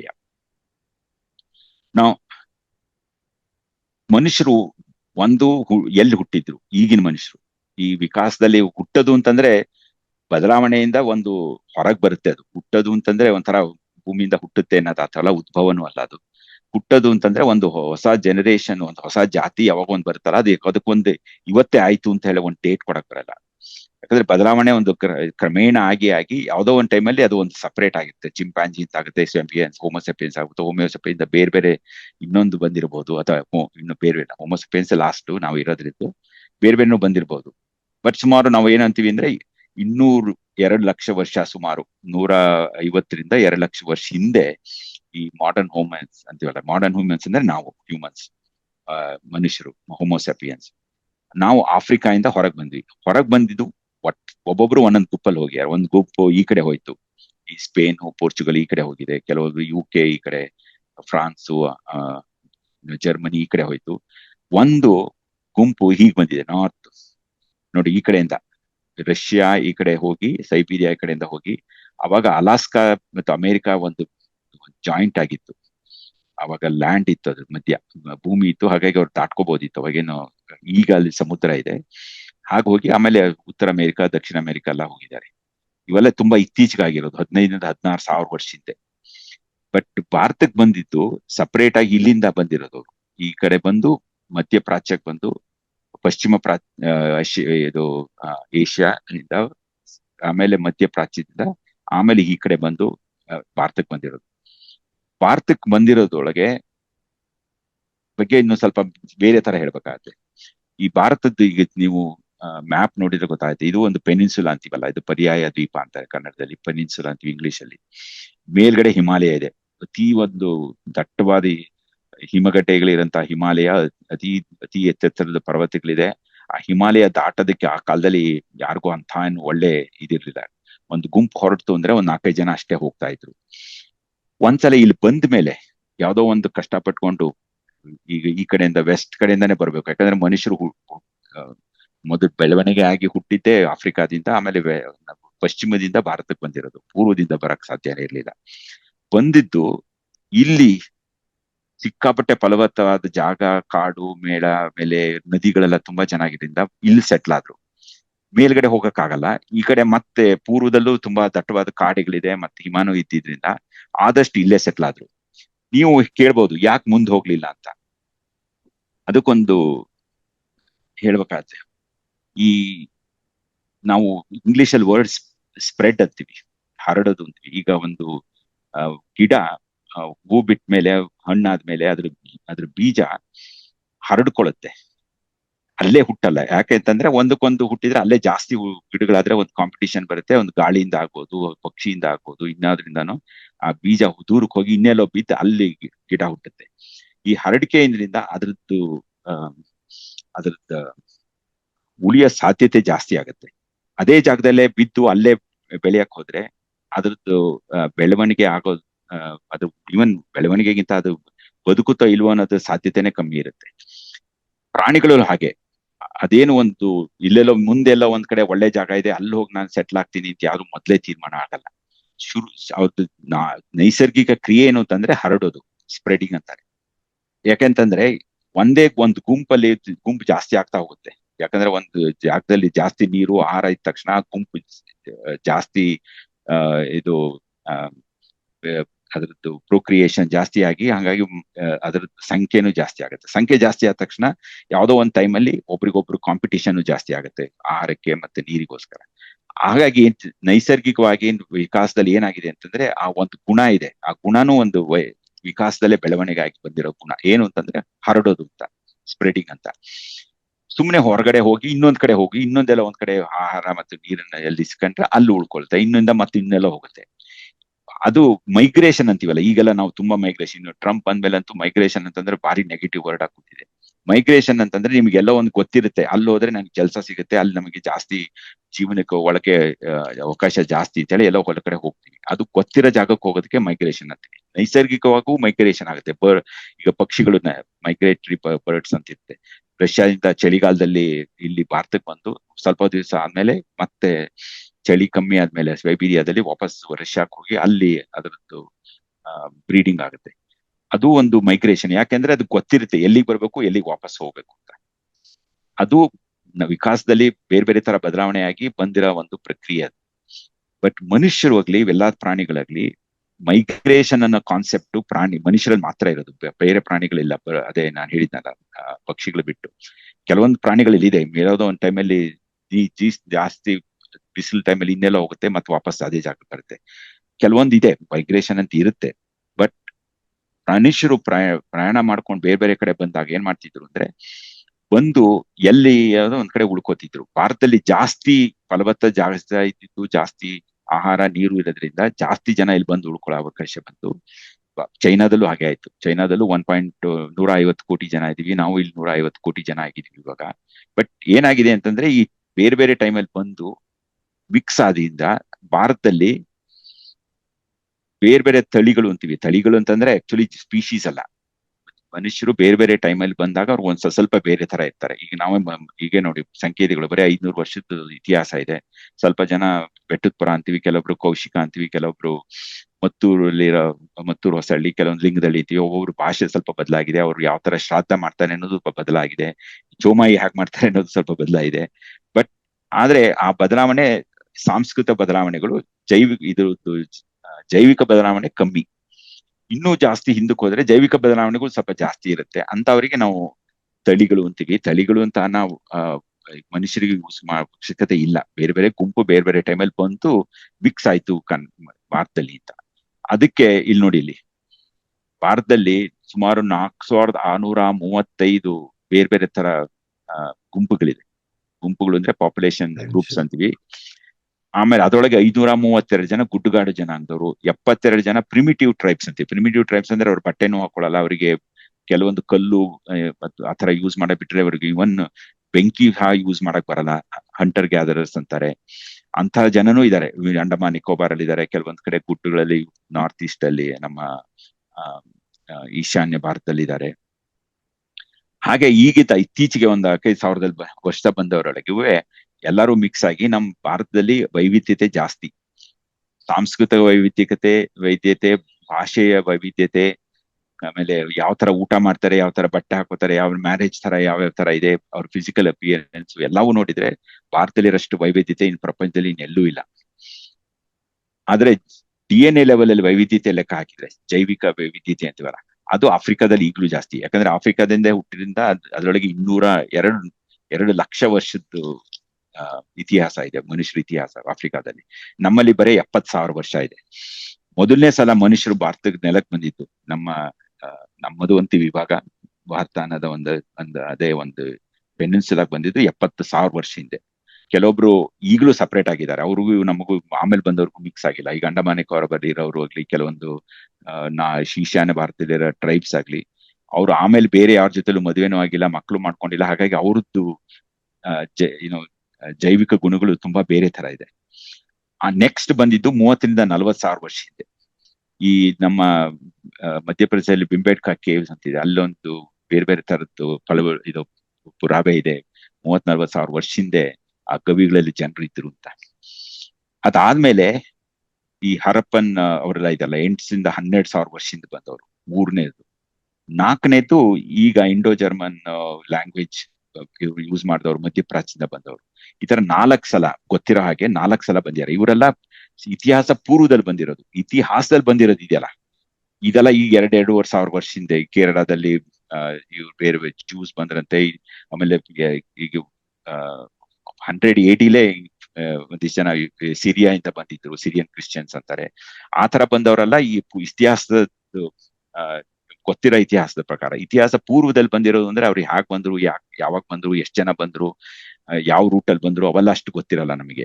DNA ಮೂಲಕ ನಮಗ್ ಗೊತ್ತಾಗಿರೋದು ಅಂದ್ರೆ ಈ ತರ 4 ಸಲ ಬಂದಿದ್ರು. ಅವ್ರವ್ರ ಬೇರೆ ಬೇರೆ ತರ ಜೈವಿಕ ಗುಣಗಳಿತ್ತು, ಅವೆಲ್ಲ ನಮ್ ಜೊತೆಲಿ ಮಿಕ್ಸ್ ಆಗಿ ಈಗಿನ ಭಾರತದಲ್ಲ ಈ 4 ತರ ಜೈವಿಕ ಗುಣಗಳು ಮಿಕ್ಸ್ ಆಗಿರೋರು ಅಂತ. ಕಡೆಗೆ ಇನ್ನೊಂದು 5 ನಿಮಿಷ. ಎಷ್ಟೇ ಆದ್ರೂ ಹೌದು, ನಾವು ಮನುಷ್ಯರು ಈ ತರ ಬೆಳವಣಿಗೆಯಿಂದ ಬದಲಾವಣೆಗೆ ಬೇರೆ ಬೇರೆ ಜೀವಿಗಳು ಬದಲಾವಣೆ ಆಗ್ತಾ ಮನುಷ್ಯರಾದ್ಮೇಲೆ ನಾವು ಬೇರೆ ಬೇರೆ ತರ ಬೇರೆ ಕಡೆ ಹೋದ್ವಿ, ಭಾರತ ಅಂತ ಜಾಗದಲ್ಲಿ ಬಂದ್ವಿ, ನಾವು ಭಾರತರು ಅಂತ ಅನಿಸ್ಕೊಂಡವ್ರಿಗೆ ನಮ್ದು ಇದು ಇತಿಹಾಸ ಅಂತೆಲ್ಲ ಅನ್ಕೊಂಡ್ರುವೆ, ಪ್ರತಿಯೊಬ್ಬರು ಮನುಷ್ಯನೂ ನಮಗೂ ಇನ್ನೊಂದು ಕುತೂಹಲ ಇದೆ. ನಾವು ನಮ್ಮನ್ನ ಅರ್ಥ ಮಾಡ್ಕೊಂಡಿದೀವಿ. ನಾವು ಅಂದ್ರೆ ಯಾರು, ನಾನು ಅಂದ್ರೆ ಯಾರು, ನಾನು ಅಂದ್ರೆ ಯಾರು ಅನ್ನೋದು ಕುತೂಹಲ ಇನ್ನೂ ಜಾಸ್ತಿ ಇರುತ್ತೆ. ಯಾಕಂದ್ರೆ ಪ್ರತಿಯೊಬ್ಬ ಜೀವನು ತಾನು ಅನ್ನೋದು ಒಂದು ಇದೆಯಲ್ಲ, ಅದು ಅತಿ ಜಾಸ್ತಿ ನಮ್ಗೆ ಗೊತ್ತಿರುತ್ತೆ. ನಾವೇನೋ ನಮ್ಮ ಬಗ್ಗೆ ನಾವೊಂದು ಅರ್ಥ ಇರ್ತೀವಿ. ಬೇರೆಯವ್ರು ಎಷ್ಟೇ ತರ ನಾವು ಯಾರು ಅಂತ ಏನೋ ಹೇಳಕ್ ಹೋದ್ವಿ, ಇಲ್ಲ ನಾನು ಅನ್ನೋದು ಯಾವ್ದೋ ಒಂದು ನಮ್ ಬಗ್ಗೆ ನಾವೇ ಒಂದು ಅರ್ಥ ಮಾಡ್ಕೊಂಡಿರ್ತೀವಿ. ಆ ಅರ್ಥ ನಮ್ಗೆ ಹೆಂಗ್ ಗೊತ್ತಾಯ್ತು, ನಮ್ಮನ್ನ ನಾವೇ ಹೇಗೆ ಅರ್ಥ ಮಾಡ್ಕೋತೀವಿ ಅನ್ನೋದು ವಿಷಯನೂ ಇದು ವಿಕಾಸದಿಂದ ಬಂದಿರೋದು, ಅಥವಾ ಸಡನ್ ಆಗಿ ಮನುಷ್ಯರಿಗೆ ಮಾತ್ರ ಇದೆಯೋ ಅಥವಾ ಬೇರೆ ಪ್ರಾಣಿಗಳಿಂದಾನು ನಮ್ಗೆ ಬಂದಿದೆಯೋ. ಯಾಕಂದ್ರೆ ನಾವು ಈಗ ನಮ್ಮ ಈ ಕಿಡ್ನಿ ತಗೊಳ್ಳಿ, ಅಥವಾ ಹಾರ್ಟ್ ಆಗ್ಲಿ, ಲಂಗ್ಸ್ ಆಗ್ಲಿ, ಯಾವುದೇ ಒಂದು ನಮ್ ದೇಹದ ಒಂದು ಭಾಗನ, ಅದ್ರದ್ದು ಒಂದು ಕೈ ಕಾಲಿಂದ ಹಿಡಿದು ಕಣ್ಣಿಂದ ಹಿಡಿದು ಬೇರೆ ಬೇರೆ ಪ್ರಾಣಿಗಳಲ್ಲೂ ಅದೇ ತರದ್ದು ಇದು ಅಂಗಾಂಗಗಳಿದೆ, ಅದೇ ತರ ಕೆಲಸ ಮಾಡುತ್ತೆ. ಅದಕ್ಕೂ ಬಹಳ ವ್ಯತ್ಯಾಸ ಅಲ್ಲ. ಈಗ ನೋಡಿ, ಪಿಕ್ಸ್ ಇಂದ ತಗೊಂಡು ನಾವು ಹಾರ್ಟ್ ಟ್ರಾನ್ಸ್ಪ್ಲಾಂಟ್ ಮಾಡ್ಬೋದು, ಪಿಕ್ಸ್ ಹಾರ್ಟ್ ವಾಲ್ ತಗೊಂಡು ನಮ್ಮ ಮನುಷ್ಯರಿಗೆ ಹಾಕ್ಬೋದು. ಆಮೇಲೆ ಬೇರೆ ಬೇರೆ ಇನ್ಸುಲಿನ್ ಅಂತ ಪ್ರಾಣಿಗಳಿಂದ ಇನ್ಸುಲಿನ್ ತಗೊಂಡು ನಮ್ದು ಡಯಾಬಿಟಿಸ್ ಕ್ಯೂರ್ ಮಾಡ್ಕೋಬಹುದು. ಇಷ್ಟೆಲ್ಲ ಗೊತ್ತಿದ್ರಿಂದ ನಾವೇನಂತೆ ಹೌದು, ಮನುಷ್ಯರು ವಿಕಾಸದಿಂದ ಬದಲಾವಣೆ ಆಗ್ತಾ ಬೇರೆ ಜೀವಿಯಿಂದ ನಾವು ಬಂದಿದ್ವಿ. ನಮ್ಗೆ ಅತಿ ಹತ್ತಿದವರು ಪ್ರಾಣಿ ಅಂತಂದ್ರೆ ಚಿಂಪ್ಯಾನ್ಸಿ, ಈ ತರ ಒಪ್ಕೋಬಹುದು. ಬಟ್ ಅಷ್ಟೆಲ್ಲ ಆದ್ರೂ ನಾವೇ ಅರ್ಥಕೊಂಡು ನಾವು ನಮ್ ಬಗ್ಗೆ ಏನೋ ಒಂದು ಬಗ್ಗೆ ನಮ್ದು ಒಂದು ಒಂದು ಅರಿವಿದೆಯಲ್ಲ, ಅದು ಏನು, ಅದು ಹೇಗ್ ಬಂತು, ಅದು ಬೇರೆ ಅಂಗಾಂಗಗಳ ತರನೇ ಅದು ಒಂದು ಕೆಲಸ ಮಾಡ್ತಾ ಇರೋದ್ರಿಂದ ಅದು ಒಂದು ಆ ವಿಕಾಸದಿಂದ ಬಂದಿರೋದೋ ಅಥವಾ ಅನ್ನೋ ಬಗ್ಗೆ ಒಂದು ವಿಚಾರ ಮಾಡ್ಬೇಕು ಅಂತಂದ್ರೆ ನೋಡಕ್ಕೋಸ್ಕರ ಬೇರೆ ಪ್ರಾಣಿಗಳ ಬಗ್ಗೆ ಕೆಲಸ ಮಾಡ್ಬೇಕಾಗತ್ತೆ. ಇನ್ನೊಂದ್ಸಲ ಮಾತಾಡ್ಬೋದು. ತುಂಬಾ ಎಕ್ಸ್ಪೆರಿಮೆಂಟ್ ನಾನು ತುಂಬಾ ಕಡೆ ಲೆಕ್ಚರ್ ಕೊಡ್ಬೇಕಾದ್ರೆ ಅದಕ್ಕೆಲ್ಲ ಒಂದು ವಿಡಿಯೋ ತೋರಿಸ್ತೀನಿ. ಬೇರೆ ಬೇರೆ ಪ್ರಾಣಿಗಳ ಜೊತೆಲಿ ಯಾವ್ಯಾವ ತರ ಒಂದು ಪ್ರಯೋಗ ಮಾಡಿ ಅದಕ್ಕೆ ಮನಸ್ಸು ಇದೆಯೋ ಇಲ್ವೋ, ಅದು ಹೇಗೆ ಅದು ಒಂದು ನಿರ್ಧಾರ ತಗೊಳುತ್ತೆ. ಈಗ ನಾನು ಯಾವ್ದೋ ಒಂದ್ 2-3 ವಿಷಯ ಇರುತ್ತೆ, ಇವತ್ತು ಇವು ಈ ತರ ಮಾತಾಡ್ಬೇಕು ಅಥವಾ ಇವತ್ತು ಇಲ್ಲಿಗೆ ಹೋಗ್ಬೇಕು, ಅಲ್ಲಿ ಯಾರ ಹತ್ರ ಏನೋ ವಿಚಾರಿಸಿ ನಾನು ಯಾವ್ದೋ ಒಂದು ಕಷ್ಟನ ತೀರ್ಸ್ಕೋಬಹುದು, ನಂದ ನಿರ್ಧಾರ ತಗೊಳ್ಳೋದು ಯಾವ್ದೋ ಒಂದು ಸಾಮರ್ಥ್ಯದಿಂದ ನಾವು ತಗೋತೀವಿ. ಈ ಸಾಮರ್ಥ್ಯ ನಮಗ್ ಮಾತ್ರ ಇದೆಯೋ ಅಥವಾ ಬೇರೆ ಪ್ರಾಣಿಗಳಿಗೂ ಇದೆಯೋ, ಅದನ್ನ ಹೇಗೆ ಅರ್ಥ ಮಾಡ್ಕೊಳ್ಳೋದು. ಕೆಲವೊಂದ್ಸಲ ನಾವೇನ್ ಅನ್ಕೊಂತೀವಿ, ಈಗ ಒಂದ್ ಸಕ್ಕರೆ ಒಂದು ಕಾಳಿಟ್ರೆ ಒಂದ್ ನೊಣ ಬರುತ್ತೆ. ನೀವು ಒಂದ್ ಸಕ್ಕರೆ ಕಾಳಿಗೆ ಒಂಚೂರು ವಿಷ ಸೇರಿಸಿಟ್ರು ಆ ನೊಣ ಬರುತ್ತೆ. ಹಂಗಾರೆ ನೊಣಕ್ಕೆ ಏನು ಬುದ್ಧಿನೇ ಇಲ್ಲ. ಅದು ಗೊತ್ತಿರೋದಷ್ಟೇ ಏನಪ್ಪಾ ಅಂದ್ರೆ ಅಲ್ಲಿ ಸಕ್ಕರೆ ಇದ್ರೆ ಸಕ್ಕರೆಗೋಸ್ಕರ ಬರುತ್ತೆ, ಅದು ಬೇರೆ ತರ ಏನು ಯೋಚನೆ ಮಾಡಕ್ ಬರಲ್ಲ ಅಂತ ಅನ್ಕೋತೀವಿ. ಬಟ್ ನಾವು ಬೇರೆ ಬೇರೆ ತರ ಒಂದು ವಾತಾವರಣ ಉಂಟು ಮಾಡಿ ಒಂದೊಂದ್ಸಲ ಅದಕ್ಕೂ ಬೇರೆ ಬೇರೆ ತರ ನಿರ್ಧಾರ ತಗೊಳಕ್ ಗೊತ್ತಾಗುತ್ತೆ ಅನ್ನೋದನ್ನು ಪ್ರಯೋಗ ಮಾಡಿ ನೋಡ್ಬೋದು. ಈಗ ಸಣ್ಣ ಕೀಟನ ಹೇಳಿದ್ನಲ್ಲ ನಾವು ಬರ್ತೀವಲ್ಲ ಡ್ರೊಸೋಫಿಲಾ ಅಂತ, ಅದನ್ನ ಸಹ ಯೂಸ್ ಮಾಡಿ ಅದು ನಿರ್ಧಾರ ತಗೊಳುತ್ತೆ. ಒಂದೊಂದ್ಸಲ ಅದು ಹೇಳುತ್ತೆ, ಇಲ್ಲ ನಾನು ಈ ತರ ಮಾಡಿದ್ರೆ ನನಗೆ ಕಷ್ಟ ಆಗ್ಬೋದು ಅಂತ ಹೇಳಿ ಹೊಟ್ಟೆ ಹಸಿವಿದ್ರೂ ಒಂದೊಂದ್ಸಲ ಊಟದ ಹತ್ರ ಹೋಗಲ್ಲ. ಆ ತರ ನಿರ್ಧಾರ ತಗೊಳ್ಳೋಂತ ಸಾಮರ್ಥ್ಯ ಸಣ್ಣ ಸಣ್ಣ ಕೀಟಗಳಿಂದ ಹಿಡಿದು ಎಲ್ಲಾ ಪ್ರಾಣಿಗಳಲ್ಲೂ ಇದೆ. ಆಮೇಲೆ ನಾನು ಎಂಬ ಅರಿವದಿಯಲ್ಲ, ಅಂದ್ರೆ ನಾನ್ ಯಾರು, ನನ್ನ ದೇಹಕ್ಕೂ ನನಗೂ ಇನ್ನೊಂದಕ್ಕೂ ವ್ಯತ್ಯಾಸ ಏನು, ನನ್ನ ದೇಹದ ಎಷ್ಟು ಸೈಜ್ ಏನು, ಆ ಸೈಜ್ ಇಂದ ನಾನು ಎಷ್ಟು ದೂರ ಹೇಗೆ ಹೋಗ್ಬೋದು, ಎಷ್ಟು ಹೆಜ್ಜೆ ಇಡ್ಬೇಕಾಗತ್ತೆ, ಆ ಅರಿವು ಸಹ ಪ್ರಾಣಿಗಳಲ್ಲೂ ಇದೆ, ಕೀಟಗಳಲ್ಲೂ ಇದೆ. ಅದಕ್ಕೆ ಕೀಟಗಳಿಂದ ಮತ್ತೆ ಈ ಕೆಲವೊಂದು ಎಕ್ಸ್ಪೆರಿಮೆಂಟ್ ಇದ್ರೊಳಗೆ ಮಾಡ್ತಾರೆ. ಒಂದು ಜೀಬ್ರಾ ಫಿಶ್ ಅಂತ ಒಂದು ಸಣ್ಣ ಮೀನು, ಆ ಮೀನಿಗೂ ಇಲ್ಲಿ 2 ಮೀನ್ ಜೊತೆಲಿ ಇದೀನೋ 3 ಮೀನ್ ಜೊತೆಲಿ ಇದೀನೋ, 2 ಮೀನ್ ಜೊತೆಲಿ ಇದ್ರೆ ಯಾವ ತರ ಬಿಹೇವ್ ಮಾಡ್ಬೇಕು, 3 ಮೀನ್ ಜೊತೆಲಿ ಇದ್ರೆ ಹೇಗಿರ್ಬೇಕು ಅನ್ನೋದನ್ನ ಆ ಗುಂಪಿಂದು ಸೋಷಿಯಲ್ ಬಿಹೇವಿಯರ್ ಅಂತಾರಲ್ಲ, ಆ ಸಾಮಾಜಿಕ ಒಂದು ಇದು ಅದನ್ನ ಬೇರೆ ಬೇರೆ ತರ ಮಾಡ್ತಾ ಹೋಗುತ್ತೆ. ಅದಕ್ಕಂದ್ರೆ ಅದಕ್ಕೆ ಎಣಸಕ್ ಬರುತ್ತೆ ಅಂತ, ಲೆಕ್ಕ ಮಾಡಕ್ ಬರುತ್ತೆ ಅಂತ. ಒಂದ್ ಸ್ವಲ್ಪ ಇನ್ ಡಾಲ್ಫಿನ್ ಲೆಕ್ಕ ಮಾಡಕ್ ಬರುತ್ತೆ, ಇನ್ ದೊಡ್ಡ ದೊಡ್ಡ ಮಂಗಳಿ ಲೆಕ್ಕ ಮಾಡಕ್ ಬರುತ್ತೆ, ಅಥವಾ ನಾಯಿದ್ದ ಈ ತರ ನಾವು ಬೇರೆ ಬೇರೆ ತರ ಪ್ರಯೋಗ ಮಾಡ್ಬೋದು ಅನ್ನೋದು ತುಂಬಾ ಇತ್ತೀಚಿನದು. ಬಟ್ ಸಣ್ಣ ಸಣ್ಣ ಕೀಟಗಳಲ್ಲೂ ಮಾಡಿ ತೋರಿಸ್ಬೋದು ಈ ತರ ಆಗುತ್ತೆ ಅಂತ. ಆಮೇಲೆ ಉಪಕರಣ, ನಾವು ಕಲ್ಲು ಯೂಸ್ ಮಾಡಿದ್ವಿ, ಆಮೇಲೆ ಏನೋ ಕಬ್ಬಣ ಯೂಸ್ ಮಾಡಿದ್ವಿ, ಆಮೇಲೆ ಬೆಂಕಿ ಯೂಸ್ ಮಾಡಕ್ ಗೊತ್ತಾಯ್ತು. ಈ ತರ ಉಪಕರಣ ಬಳಕೆ ನಮ್ದಲ್ಲಿ ಮಾತ್ರ ಇದೆಯೋ ಬೇರೆಯವ್ರಲ್ಲಿ ಇದೆಯಾ ಅಂದ್ರೆ ಬೇರೆಯವ್ರಿಗೂ ಇದೆ. ಚಿಂಪಾಂಜಿನೂ ಉಪಕರಣ ಯೂಸ್ ಮಾಡುತ್ತೆ, ಪಕ್ಷಿಗಳು ಉಪಕರಣ ಯೂಸ್ ಮಾಡುತ್ತೆ. ಉಪಕರಣ ಆಮೇಲೆ ಬೀವರ್ ಅಂತ ಒಂದು ಇಲಿ ಜಾತಿ ಇದೆ, ರೋಡೆಂಟ್ ಅಂತಾರೆ, ಸ್ವಲ್ಪ ಹೆಗ್ಗಳಿಗಿಂತ ದೊಡ್ಡದು. ಬೀವರ್ ಡ್ಯಾಮ್ ಕಟ್ಟುತ್ತೆ. ಒಂದ್ 4-5 ಒಂದು ಗುಂಪು ಸೇರ್ಕೊಂಡು ಒಂದ್ ದೊಡ್ಡ ಡ್ಯಾಮ್ ಕಟ್ಟಿ, ದೊಡ್ಡ ಸಿಕ್ಕಾಪಟ್ಟೆ ನೀರು ಅಂತ ಡ್ಯಾಮ್, ಆ ನೀರಲ್ಲಿ ಬೇರೆ ಬೇರೆ ಹುಳುಗಳಾಗ್ಲಿ ಸಣ್ಣ ಸಣ್ಣ ಮೀನುಗಳೆಲ್ಲ ಸೇರ್ಕೊಳತ್ತಲ್ಲ, ಅದನ್ನ ತಿನ್ನೋಕೋಸ್ಕರ ಡ್ಯಾಮ್ ಕಟ್ಟುತ್ತೆ. ಆ ಲೆವೆಲ್ ಇಂದು ಉಪಕರಣ ಬಳಕೆ ಅವರಲ್ಲಿದೆ. ಆಮೇಲೆ ಸಹಕಾರ ಜೀವನ ಅಂದ್ರೆ ಕೋಆಪರೇಷನ್ ಅಂತೀವಿ, ಹಂಚ್ಕೊಳ್ಳೋದು. ಅಂದ್ರೆ ಒಂದ್ಸಲ ಏನಾದ್ರು ಒಂದು ಒಟ್ಟಿಗೆ ಏನಾರು ಮಾಡಿದ್ರೆ, ಏನಾದ್ರು ನಿಮ್ಗೊಂದು ಆಹಾರ ಬಂತು ಅಂತೀವಿ, ಆಹಾರ ನಾವು ಹಂಚ್ಕೊಳ್ಳೋ ಮನೋಭಾವ ಇದೆಯಲ್ಲ, ಅದು ಮನುಷ್ಯರಲ್ಲಿ ಮಾತ್ರ ಇದೆ ಅಂತ ಅಂದ್ಕೋತಾ ಇದ್ವಿ. ಈಗ ಅದು ಸಹ ಬೇರೆ ಪ್ರಾಣಿಗಳಲ್ಲಿ ಇದೆ ಅಂತ ಪ್ರಯೋಗದಿಂದ ಗೊತ್ತಾಗಿದೆ. ಅಂದ್ರೆ ಯಾವ ಗುಣಗಳು ಮನುಷ್ಯರಿಗೆ ಸೀಮಿತ ಆಗ್ಲಿಲ್ಲ ಅಂದ್ಮೇಲೆ, ಬಟ್ ಮನುಷ್ಯರು ಅಂದ್ರೆ ಯಾರು, ನಮ್ಗೆ ಯಾಕೆ ಎಷ್ಟು ನಾವು ಈಗ ನಾನೀಗ ಲೆಕ್ಚರ್ ಕೊಡ್ತಾ ಇದ್ದೀನಿ ಆನ್ಲೈನ್ ಅಲ್ಲಿ, ನಮ್ ಚಿಕ್ಕಪ್ಪ ಕೃತಿಗಳ ಬಗ್ಗೆ ಎಲ್ಲ ಮಾತಾಡ್ತಾ ಇದ್ರು, ಆ ಕೃತಿಗಳು ಬರ್ದಿದ್ದಾರೆ, ಅದನ್ನೆಲ್ಲ ಪ್ರಿಂಟ್ ಮಾಡಿದ್ರು. ಪಿರಮಿಡ್ ಅಂತ ಬಿಲ್ಡಿಂಗ್ ಕಟ್ಟಿದ್ರು 5,000 ವರ್ಷ ಹಿಂದೆ. ಆಮೇಲೆ ಡ್ಯಾಮ್ ಕಟ್ಟಿದ್ವಿ, ದೊಡ್ಡ ದೊಡ್ಡ ಏನೋ ಈಗ ಏರೋಪ್ಲೇನ್ ಆಗ್ಲಿ ಇನ್ನೊಂದಾಗ್ಲಿ ಎಲ್ಲಾ ತರನು ಮಾಡಿರೋದು. ಮನುಷ್ಯರಿಗೆ ಡೆಫಿನೆಟ್ಲಿ ಏನೋ ಒಂದು ಬೇರೆ ಒಂದು ಗುಣ ಇದೆ, ಅದು ಬೇರೆ ಪ್ರಾಣಿಗಳಲ್ಲಿ ಅವಿಲ್ಲ. ಯಾಕೆ ಅಂದ್ರೆ ಮನುಷ್ಯಗಳು, ನಾವೀಗ ಒಂದು ಸಿವಿಲೈಸೇಷನ್ ಅಂತೀವಲ್ಲ, ಆ ನಾಗರಿಕತೆ ಬೆಳವಣಿಗೆ ಆಗಿರೋ ಮನುಷ್ಯರಲ್ಲಿ ಯಾವ್ದೋ ಒಂದು ಗುಣ ಇದೆ. ಆ ಗುಣ ಯಾವ್ದು ಅನ್ನೋದನ್ನ ಮತ್ತೆ ಅರ್ಥ ಮಾಡ್ಕೋಬೇಕಾದ್ರೆ, ಎಲ್ಲವೂ ನಾವು ಬೇರೆ ಪ್ರಾಣಿಗಳಲ್ಲಿ ಇದೆ, ನಾವು ಏನು ವ್ಯತ್ಯಾಸ ಇಲ್ಲ ಅಂತ ಹೇಳಿದ್ರು ಸ್ವಲ್ಪ ವ್ಯತ್ಯಾಸ ಇದ್ದೇ ಇದೆ, ಇಲ್ಲಾಂದ್ರೆ ನಾವು ಈ ತರ ಕೂತ್ಕೊಂಡು ಮಾತಾಡ್ತಾ ಇರ್ಲಿಲ್ಲ. ಸೊ ಏನದು ಮನುಷ್ಯನ ವಿಶಿಷ್ಟತೆ ಅಂದ್ರೆ ಏನು? ಮನುಷ್ಯ ವಿಶಿಷ್ಟತೆ ಇದ್ರೆ ತುಂಬಾ ಏನಿಲ್ಲ. ಒಂದು 2 ಕಾಲಿನಲ್ಲಿ ನಾವು ನಡೆಯೋ ಒಂದು ವಿಕಾಸದಲ್ಲಿ ನಮಗೊಂದು ಶಕ್ತಿ, ಒಂದು ಸಾಧ್ಯತೆ ಆಗಿದೆ. 2 ಕಾಲಲ್ಲಿ ನಡೆದಾಗ 2 ಕೈ ಫ್ರೀ ಆಗಿರುತ್ತೆ.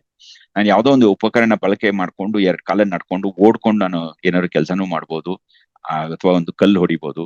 ಆ 2 ಕಾಲಲ್ಲಿ ನಡೆಯೋ ಚಲನೆಯಿಂದಾಗಿ ನಮಗೊಂದ್ ಸ್ವಲ್ಪ ಜಾಸ್ತಿ ಬದುಕಿನ ಬದುಕಲ್ಲಿ ಏನಂತಾರೆ ಸಾಧಿಸೋ ಶಕ್ತಿ ಜಾಸ್ತಿ. ಇನ್ನೊಂದು ಉಪಕರಣ ಬೆಳಕೆಯಲ್ಲಿ ಎಲ್ಲಾ ಬೇರೆ ಪ್ರಾಣಿಗಳು ಇದೆ ಅಂದ್ರು ನಮ್ಮಲ್ಲಿ ಒಂದು ಹೆಬ್ಬೆರಳು ಇದೆಯಲ್ಲ, ಈ ಹೆಬ್ಬೆರಳು ಈ ತರ ಡಿಗ್ರೀಸ್ ಆಫ್ ಫ್ರೀಡಮ್ ಅಂತಾರೆ, ಹೆಂಗೆ ನಾವು ಅದನ್ನ ಮೂವ್ ಮಾಡ್ತೀವಿ ಅನ್ನೋದು. ಇದು ಚಿಂಪ್ಯಾಂಜಿಲಿಲ್ಲ, ಬೇರೆ ಇದು ಗಿಬ್ಬನ್ ಆಗ್ಲಿ, ಇದು ಇನ್ನು ಮಂಗಗಳಿಗಿಲ್ಲ, ಇದು ನಮ್ಮಲ್ಲಿದೆ. ಹಂಗಾಗಿ ನಾವೇನ್ ಮಾಡ್ತೀವಿ ಅಂದ್ರೆ ನಮ್ಗೆ ಫೈನ್ ಟ್ಯೂನಿಂಗ್ ಅಂತಂದ್ರೆ ತುಂಬಾ ಕುಶಲವಾಗಿ ಕೆಲಸ ಮಾಡೋ ಅವಕಾಶ ನಮ್ಮಲ್ಲಿ ಜಾಸ್ತಿ, ಬೇರೆ ಪ್ರಾಣಿಗಳು ಅಷ್ಟಿಲ್ಲ. ಈಗ ಕೆಲವೊಂದು ಕುಶಲ ಕೆಲಸ ಈಗ ಹಕ್ಕಿಗಳು ಗೂಡು ಕಟ್ತಲ್ಲ ಬರೇ ಕೊಕ್ಕಿಂದನೇ ಅತಿ ಸಣ್ಣವಾಗಿ ಮಾಡಿ ನೇಯ್ದು ಗೂಡು ಕಟ್ಟುತ್ತಲ್ಲ, ಅದು ತುಂಬಾ ಅತಿ ಕುಶಲವಾದ ಕೆಲಸನೇ. ಆದ್ರೆ ನಾವು ಬೇರೆ ಬೇರೆ ತರ ಕುಶಲದಿಂದ ಕೆಲಸ ಮಾಡುವಂತ ನಮಗೆ 2 ಹೆಬ್ಬೆರಳು ಇದೆಯಲ್ಲ, ಅದು ಒಂದು ನಮಗೆ ಜಾಸ್ತಿ ಸಾಧ್ಯತೆ ಕೊಟ್ಟಿದೆ. ಇನ್ನೊಂದು ಭಾಷೆ ಭಾಷೆ ಬಗ್ಗೆ ಸಪರೇಟ್ ಇನ್ನೊಂದ್ಸಲ ಹೇಳ್ತೀನಿ, ಇನ್ನೊಂದ್ 2 ನಿಮಿಷದಲ್ಲಿ. ಭಾಷೆಯಿಂದಾಗಿ ನಾವು ಗುಂಪಿನಲ್ಲಿ ನಾವು ಭಾಷೆ ಇದೆಯಲ್ಲ, ನಮ್ದೊಂದು ಭಾಷೆಗೆ ಈಗ ಇಂಗ್ಲಿಷ್ ಅಲ್ಲಿ ಸಿಂಟ್ಯಾಕ್ಟಿಕ್ ಲ್ಯಾಂಗ್ವೇಜ್ ಅಂತ, ಈಗ ಕನ್ನಡದಲ್ಲಿ ಏನಂತಾರೆ ಚಿಕ್ಕಪ್ಪ? ಸಿಂಟ್ಯಾಕ್ಸ್ಗೆ ಮರ್ತೋಗಿತ್ತು ನನಗೆ. ಸಿಂಟ್ಯಾಕ್ಟಿಕ್ ಲ್ಯಾಂಗ್ವೇಜ್ ಅಂತಂದ್ರೆ ಈಗ ನೋಡಿ, ಒಂದೇ 3-4-5 ಶಬ್ದಗಳಿದೆ ಅಂತಿದ್ವಿ, ಅಥವಾ ಆ ಶಬ್ದಗಳನ್ನ ಯಾವ್ದೋ ಒಂದ್ ಜಾಗದಲ್ಲಿ ಇಟ್ರೆ ಅದೊಂದು ಆ ವಾಕ್ಯಕ್ಕೆ ಒಂದು ಅರ್ಥ ಬರುತ್ತೆ. ಆ ಶಬ್ದನ ಬೇರೆ ಬೇರೆ ಕಡೆ ಇಟ್ರೆ ಅದಕ್ಕೆ ಇನ್ನೊಂದು ಅರ್ಥ ಬರುತ್ತೆ, ಅದಲ್ವಾ? ಈಗ ರಾಮ ಕಿಲ್ ರಾವಣ ಅಂತಂದ್ರೆ ರಾಮ ರಾವಣನ ಸತ್ತ ಅಂತ ನಾವು ಆಗುತ್ತೆ. ಆ ಪೊಸಿಷನ್ ಇದ್ರೆ ಆ ಪೊಸಿಷನ್ ಚೇಂಜ್ ಆದ್ರೆ ಅರ್ಥನೇ ಚೇಂಜ್ ಆಗ್ಬಿಡುತ್ತೆ, ಹೌದಾ? ಅದನ್ನ ಸಿಂಟ್ಯಾಕ್ಟಿಕ್ ಲ್ಯಾಂಗ್ವೇಜ್ ಅಂತೀವಿ. ಆ ಸಿಂಟ್ಯಾಕ್ಟಿಕ್ ಲ್ಯಾಂಗ್ವೇಜ್ ಸಹ ಪ್ರಾಣಿಗಳಲ್ಲಿ ಇದೆ. ಇದು ಒಂದು ಇದಿದೆ, ಯಾವುದು ಸಾಂಗ್ ಬರ್ಡ್ಸ್ ಅಂತಾರೆ, ಜಿಬ್ರಾ ಫಿಂಚ್ ಅಂತ. ಅದಕ್ಕೆ 4 ಶಬ್ದಗಳ ವಾಕ್ಯಗಳು ಮಾಡ್ಬೋದು. ಅದಕ್ಕೆ 4 ನೋಟ್ಸ್ ಅಂತಾರೆ. ಅದು ನಾವು ಹಾಡು ಹೇಳ್ತೀವಿ, ಹಕ್ಕಿಗಳು ಹಾಡು ಹೇಳ್ತೀವಿ ಅಂತ ಮಾತಾಡ್ತವೆ ಅಂತ ಇಟ್ಕೊಳ್ಳಿ. ಅವು ಯಾವ್ದೋ ಒಂದಿಷ್ಟು ವಾಕ್ಯಗಳು ಮಾಡುತ್ತೆ, ಬಟ್ ವಾಕ್ಯಗಳು ಇದ್ರೆ ಬರೀ 4 ವರ್ಡ್ ವಾಕ್ಯ, ಅದು ಜಾಸ್ತಿ ಮಾಡಕ್ಕಾಗಲ್ಲ. 16 ಏನೋ ಸೆಂಟೆನ್ಸ್ ಮಾಡಿ ಮಾತಾಡತ್ತೆ ಒಂದಕ್ಕೊಂದು. ಬಟ್ ಭಾಷೆ ನಮ್ಮಲ್ಲಿ ನಮ್ಗೆ ಈ ವೋಕಲ್ ಕಾರ್ಡ್ ವಿಕಾಸದಲ್ಲಿ ನಮಗೆ ಬಂದಿರೋ ವೋಕಲ್ ಕಾರ್ಡ್ ಇಂದ ನಾವು ಜಾಸ್ತಿ ಶಬ್ದಗಳು ಹುಟ್ಟಿಸ್ತೀವಿ, ಸಿಲಬಲ್ಸ್ ಅಂತಾರೆ, ಜಾಸ್ತಿ ಶಬ್ದಗಳು ಹುಟ್ಟಿಸ್ತೀವಿ. ಆಮೇಲೆ ದೊಡ್ಡ ವ್ಯಾಖ್ಯಾನ ಮಾಡ್ತೀವಿ. ಒಂದು ಸೆಂಟೆನ್ಸ್ ಅಂದ್ರೆ 16-17 ವರ್ಡ್ ಇರೋಂಥ ಸೆಂಟೆನ್ಸ್ ಇಂದ ಹಿಡಿದು 4 ಜಾಸ್ತಿ ಅಂದ್ರೆ 4-5 ವರ್ಡ್ ಇರುತ್ತೆ, ಹೆಚ್ಚಂದ್ರೆ 7-8 ಇರ್ಬೋದು.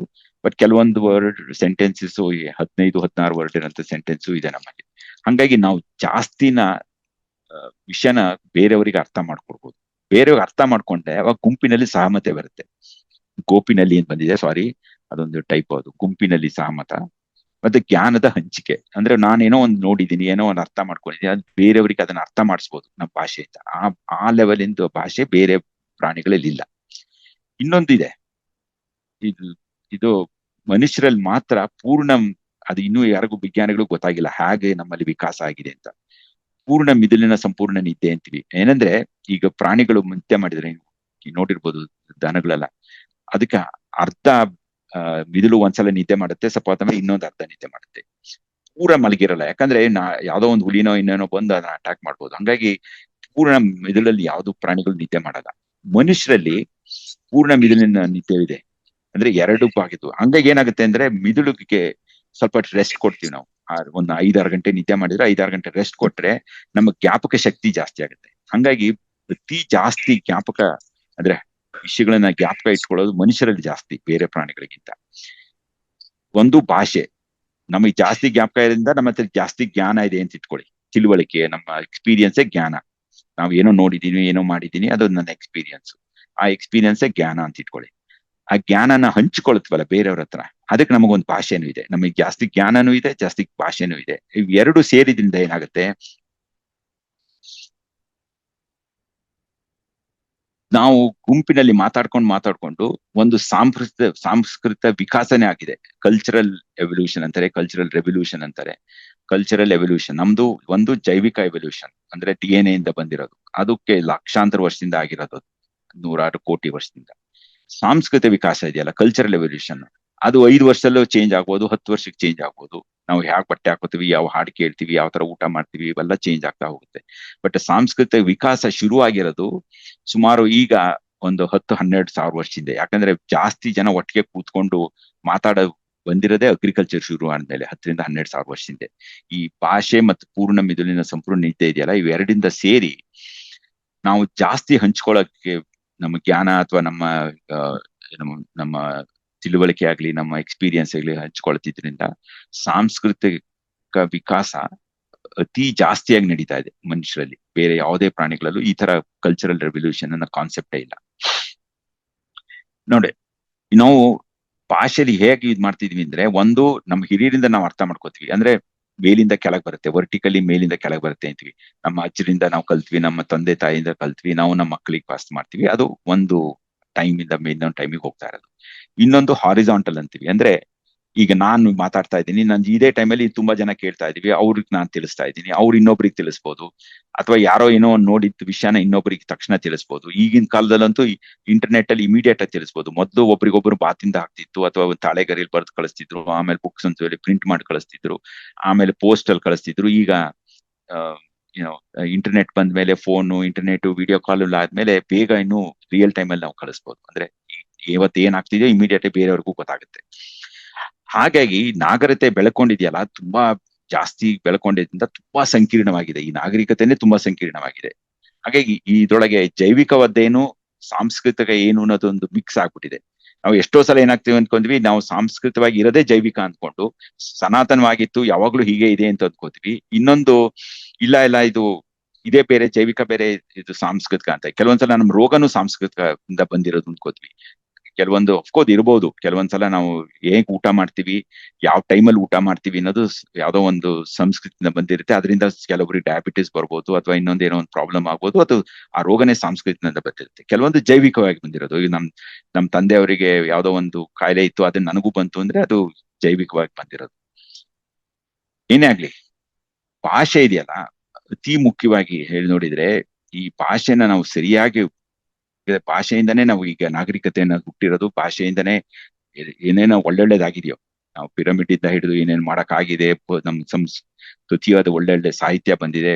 ಬೇರೆಯವ್ರಿಗೆ ಹೇಳಿ ಸಮಾಧಾನ ಮಾಡ್ಬೋದು. ಯಾರೋ ಒಬ್ರಿಗೆ ಏನೋ ಪ್ರಾಬ್ಲಮ್ ಆಗಿದೆ, ಅಥವಾ ಏನೋ ಒಂದು ಇದು ಸಮಸ್ಯೆಯಲ್ಲಿದ್ದಾರೆ, ಅವ್ರಿಗೆ ಇನ್ನೊಬ್ರು ಹೇಳಿ ಆ ಸಮಸ್ಯೆ ತೀರಿಸ್ಬೋದು. ಅಥವಾ ಮಾನಸಿಕವಾಗಿ ಯಾರೋ ಒಬ್ಬರು ಕಷ್ಟ ಪಡ್ತಾ ಇದ್ರೆ ಅವರಿಗೆ ತಿಳಿ ಹೇಳ್ಬೋದು. ಇವೆಲ್ಲ ನಾವು ಭಾಷೆಯಿಂದ ಮಾಡ್ತಾ ಇದೀವಿ, ಒಬ್ರಿಗೊಬ್ರು ಸಹಾಯ ಮಾಡ್ತಾ ಇದ್ವಿ. ಆ ಭಾಷೆನ ಬೆಳೆಸಿ ಉಳಿಸಿ ಎಲ್ಲಾರಿಗೂ ಒಳ್ಳೆ ಆದಂಗೆ ಸಮನ್ವಯತೆಯಿಂದ ಬದುಕಿದ್ರೆ ಅದಕ್ಕೆ ನಾವು ಮಾನವೀಯತೆ ಅಂತೀವಿ. ಈ ಭಾಷೆ ಇಲ್ದಿದ್ರೆ ನಮಗೂ ಬೇರೆ ಪ್ರಾಣಿಗಳಿಗೂ ಏನು ವ್ಯತ್ಯಾಸ ಇಲ್ಲ. ಯಾರೋ ಒಬ್ಬ ಬೇರೆ ಒಂದೇ ಕಡೆ ಇದ್ದು, ಒಬ್ಬರೇ ಬೇರೆ ಆಗಿದ್ದು, ಬೇರೆಯವ್ರ ಹತ್ರ ಬೆಳೆಯದೆ ಅವ್ರ ಆ ಭಾಷೆನ ಯೂಸ್ ಮಾಡ್ಕೋತಿದ್ರೆ ಅವ್ರಿಗೆ ಆ ಮಾನವೀಯತೆಯನ್ನ ಒಂದು ಇದ್ರಿದೆಯಲ್ಲ, ಸಮನ್ವಯತೆಯಿಂದ ಬದುಕ ಕಲಿಕೆನೆ ಬರಲ್ಲ. ಹಾಗಾಗಿ ಭಾಷೆ ಒಂದು ಗುಂಪು ಆ ಭಾಷೆನ ಸರಿಯಾಗಿ ಬೆಳೆಸ್ಕೊಂಡ್ರೆ ಅದಕ್ಕೆ ಹ್ಯುಮ್ಯಾನಿಟಿ ಅಂತೀವಿ. Humanitarian, what ever we do under humanitarian consideration ಅಂತ. ಇನ್ನೊಂದು ವಿಷಯ ಹೇಳ್ಬೇಕು ಅಂತಂದ್ರೆ ಮರ್ತೋಯ್ತು. ಈಗ ನಿಮಿಷ, ಇನ್ನೊಂದ್ 2 ನಿಮಿಷ ಮಾತಾಡ್ಬೋದಾ ಅಪರ್ಣ? ಹಾ ಮಾತಾಡ್ಬೋದು.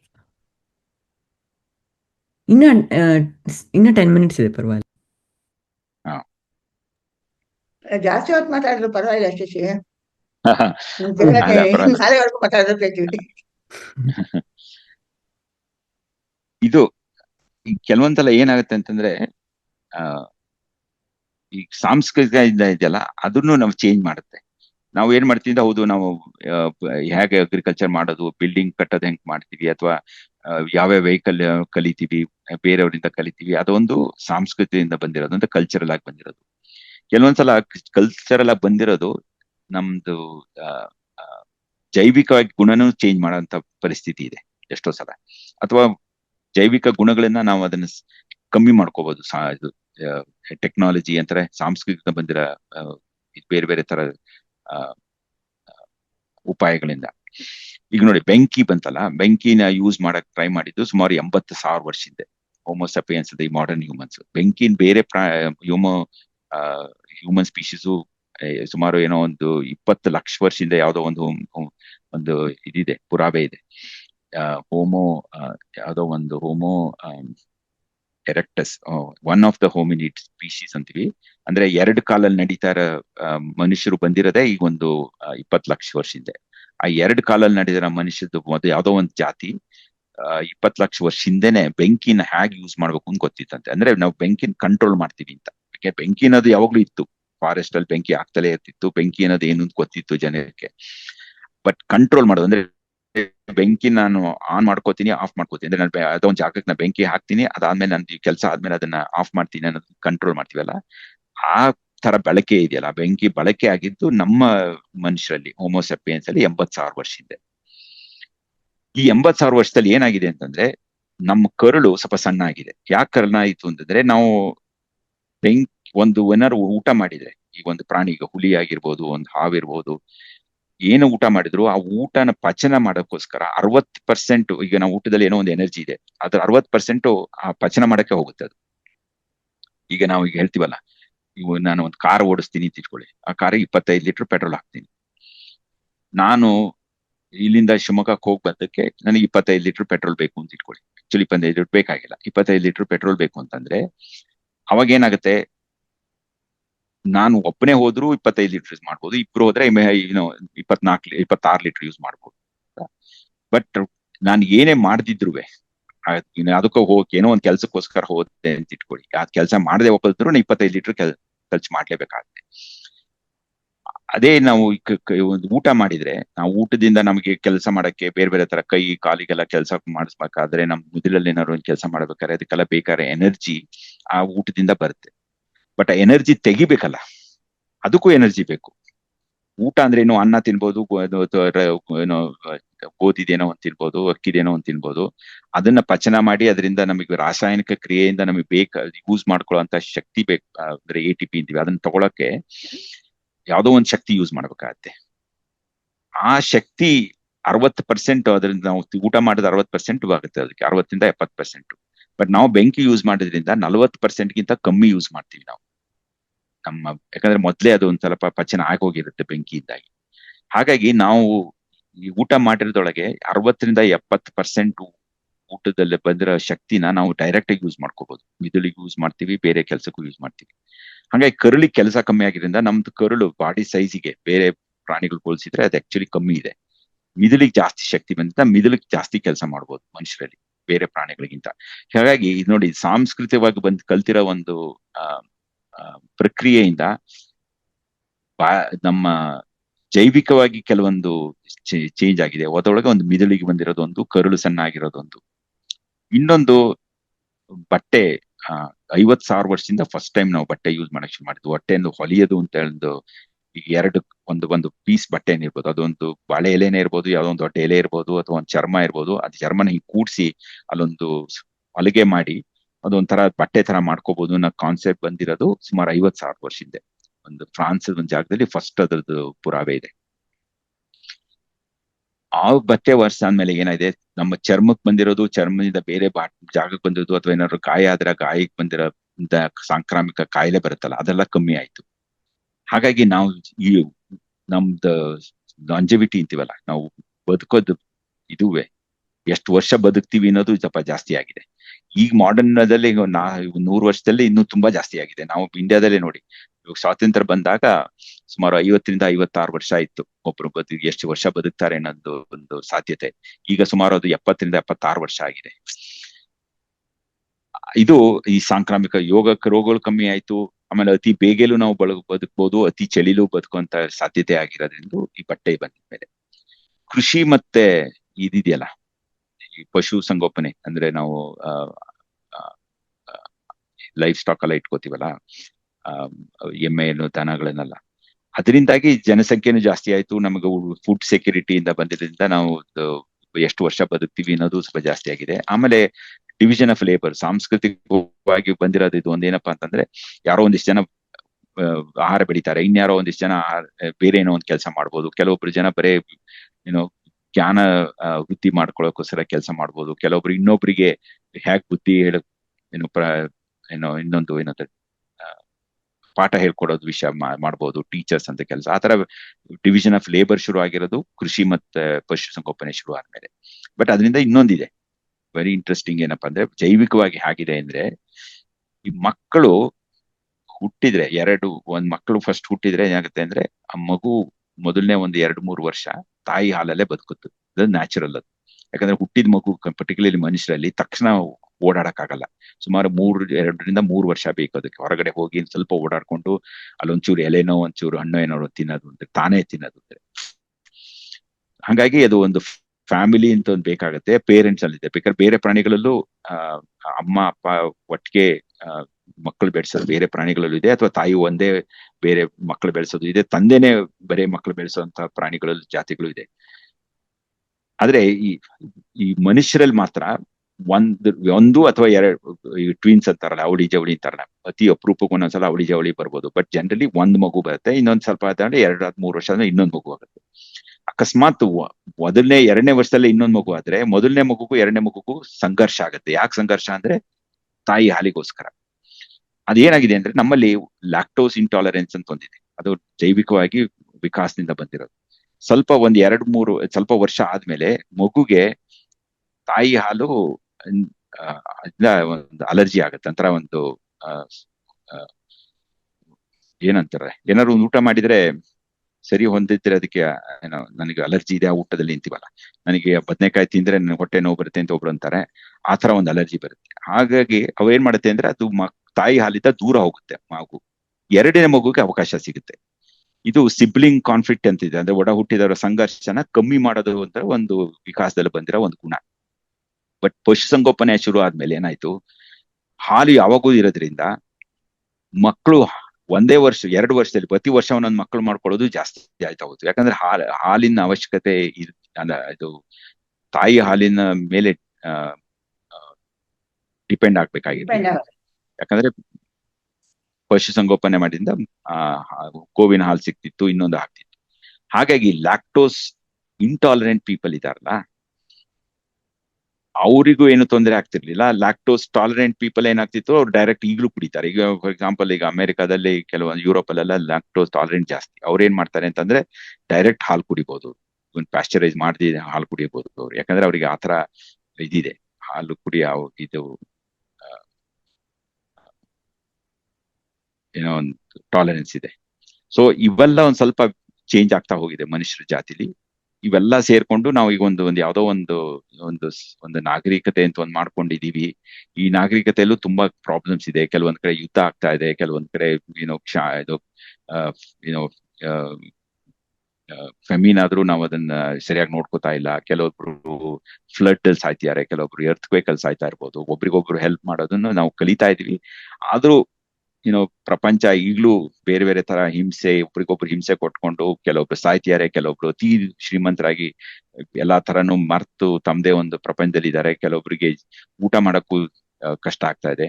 ಇಂಥವನ್ನೆಲ್ಲ ನಾವು ಸ್ವಲ್ಪ ಅರ್ಥ ಮಾಡ್ಕೊಂಡು ಈ ಭಾಷೆನ ಸರಿಯಾಗಿ ಯೂಸ್ ಮಾಡ್ಕೊಂಡ್ರೆ ಬಹುಶಃ ಎಲ್ಲರೂ ಸಮನ್ವಯತೆಯಿಂದ ಇರ್ಬೋದು ಅಂತ ಹೇಳಿ ನನ್ನ ಮಾತು.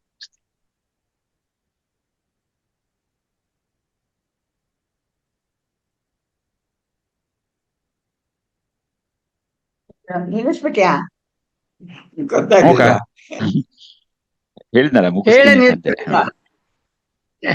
ಹೇಳಿ. ನನ್ನದು ಒಂದು ಪ್ರಶ್ನೆ. ಈಗ ಹ್ಯೂಮನ್ ಅಫ್ಕೋರ್ಸ್ ಎವಲ್ಯೂಷನ್ ತುಂಬಾ ಆಗಿದೆ. ಕಂಪೇರಿಟಿವ್ಲಿ ಹನಿ ಬಿ ಕೂಡ ತುಂಬಾ ರೀತಿಯಲ್ಲಿ ಇವಾಲ್ವ್ ಆಗಿದೆಯಲ್ಲ, ಅದು ಹೆಂಗೆ ಸಾಧ್ಯ ಆಯ್ತು ಅಂತೇಳಿ.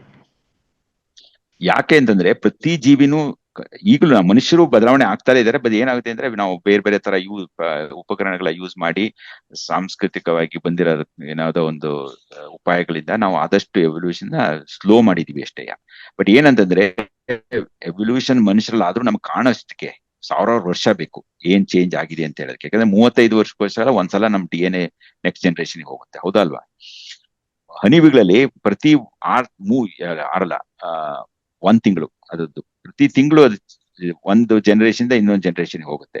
ವಾತಾವರಣ ಬದಲಾವಣೆ ಆಗ್ತಾ ಇರೋದ್ರಿಂದ ಹನಿವಿಗಳು ಕಂಟಿನ್ಯೂಸ್ ಆಗ್ತಾ ಇದೆ. ಪ್ರತಿಯೊಂದು ಈಗ ಒಂದು ಎಲ್ಲಾ ಜೀವ ಸಂಕುಲಗಳನ್ನು ಸೇರಿಸಿದ್ರೆ ಅದು ಒಂದು ಮರ ಅಂತ ಇಟ್ಕೊಳ್ಳಿ. ಈ ಮರದಲ್ಲಿ ಪ್ರತಿಯೊಂದು ಬ್ರಾಂಚು ಒಂದೊಂದು ಜಾತಿ ಅಂತ ಇಟ್ಕೊಳ್ಳಿ. ಒಂದು ಗಿಡಗಳದ ಜಾತಿ ಇರ್ಬೋದು, ಒಂದು ಮನುಷ್ಯರದಿರ್ಬೋದು, ಅಥವಾ ಇನ್ನೊಂದು ಮನುಷ್ಯರು ವಾನರೆಲ್ಲ ಸೇರಿ ಒಂದಿರ್ಬೋದು, ಪಕ್ಷಿಗಳೆಲ್ಲ ಒಂದಿರ್ಬೋದು, ಹಾವುಗಳೆಲ್ಲ ಒಂದಿರ್ಬೋದು ಅಂತ. ಬಟ್ ಆ ಬ್ರಾಂಚ್ ಅಲ್ಲಿ ಇನ್ನೊಂದು ಸಬ್ ಬ್ರಾಂಚ್ ಇರುತ್ತೆ, ಇನ್ನೂ ಒಂದು ಸಬ್ ಬ್ರಾಂಚ್ ಇರುತ್ತೆ, ಆಮೇಲೆ ಒಂದು ಹೊಸ ಎಲೆ ಇರುತ್ತೆ. ಪ್ರತಿಯೊಂದು ತುದಿ ಎಲೆ ಇದೆಯಲ್ಲ, ಅದು ಯಾವಾಗ ಹೊಸ ಎಲೆ ಇರುತ್ತೆ. ಹಂಗಾಗಿ ಯಾವುದೇ ಒಂದು ಈಗ ಹನಿಬಿ ಅಂತಂದ್ರೆ ಈಗಿಂದ ಹನಿಬಿ ಯಾವ್ದೋ ಒಂದು ಹೊಸ ಜಾತಿನೇ ಇರ್ಬೋದು. ಇರ್ಬೋದು ಅಥವಾ ಹೊಸ ಸ್ಪೀಶೀಸ್ ಇರ್ಬೋದು, 50-100 ವರ್ಷದಿಂದ ಇರೋದು ಬೇರೆ ಸ್ಪೀಶೀಸ್ ಆಗಿರ್ಬೋದು. ಎಲ್ಲಾ ಜೀವಿಗಳು ಬ್ಯಾಕ್ಟೀರಿಯಾ ಇಂದ ಹಿಡಿದು ಮೊದಲನೇ ಮತ್ತು ಆರ್ಕಿಯಾ ಅಂತೀವಿ, ಬ್ಯಾಕ್ಟೀರಿಯಾ ಅಂತೀವಿ, ಆ ಬ್ಯಾಕ್ಟೀರಿಯಿಂದ ಹಿಡಿದು ಈಗಿನ ಕಾಲಿಂದು ಜೀವಿಗಳು ಪ್ರತಿಯೊಂದು ಈಗಲೂ ಬದಲಾವಣೆ ಆಗ್ತಲೇ ಇದೆ, ನೈಸರ್ಗಿಕವಾಗಿ ಬದಲಾವಣೆ ಆಗ್ತಾ ಇದೆ, DNA ಚೇಂಜ್ ಆಗ್ತಲೇ ಇರುತ್ತೆ.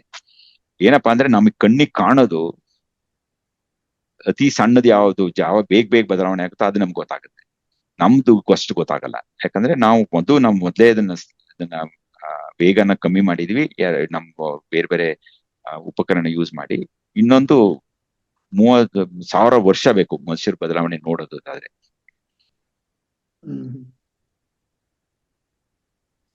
Okay, fine.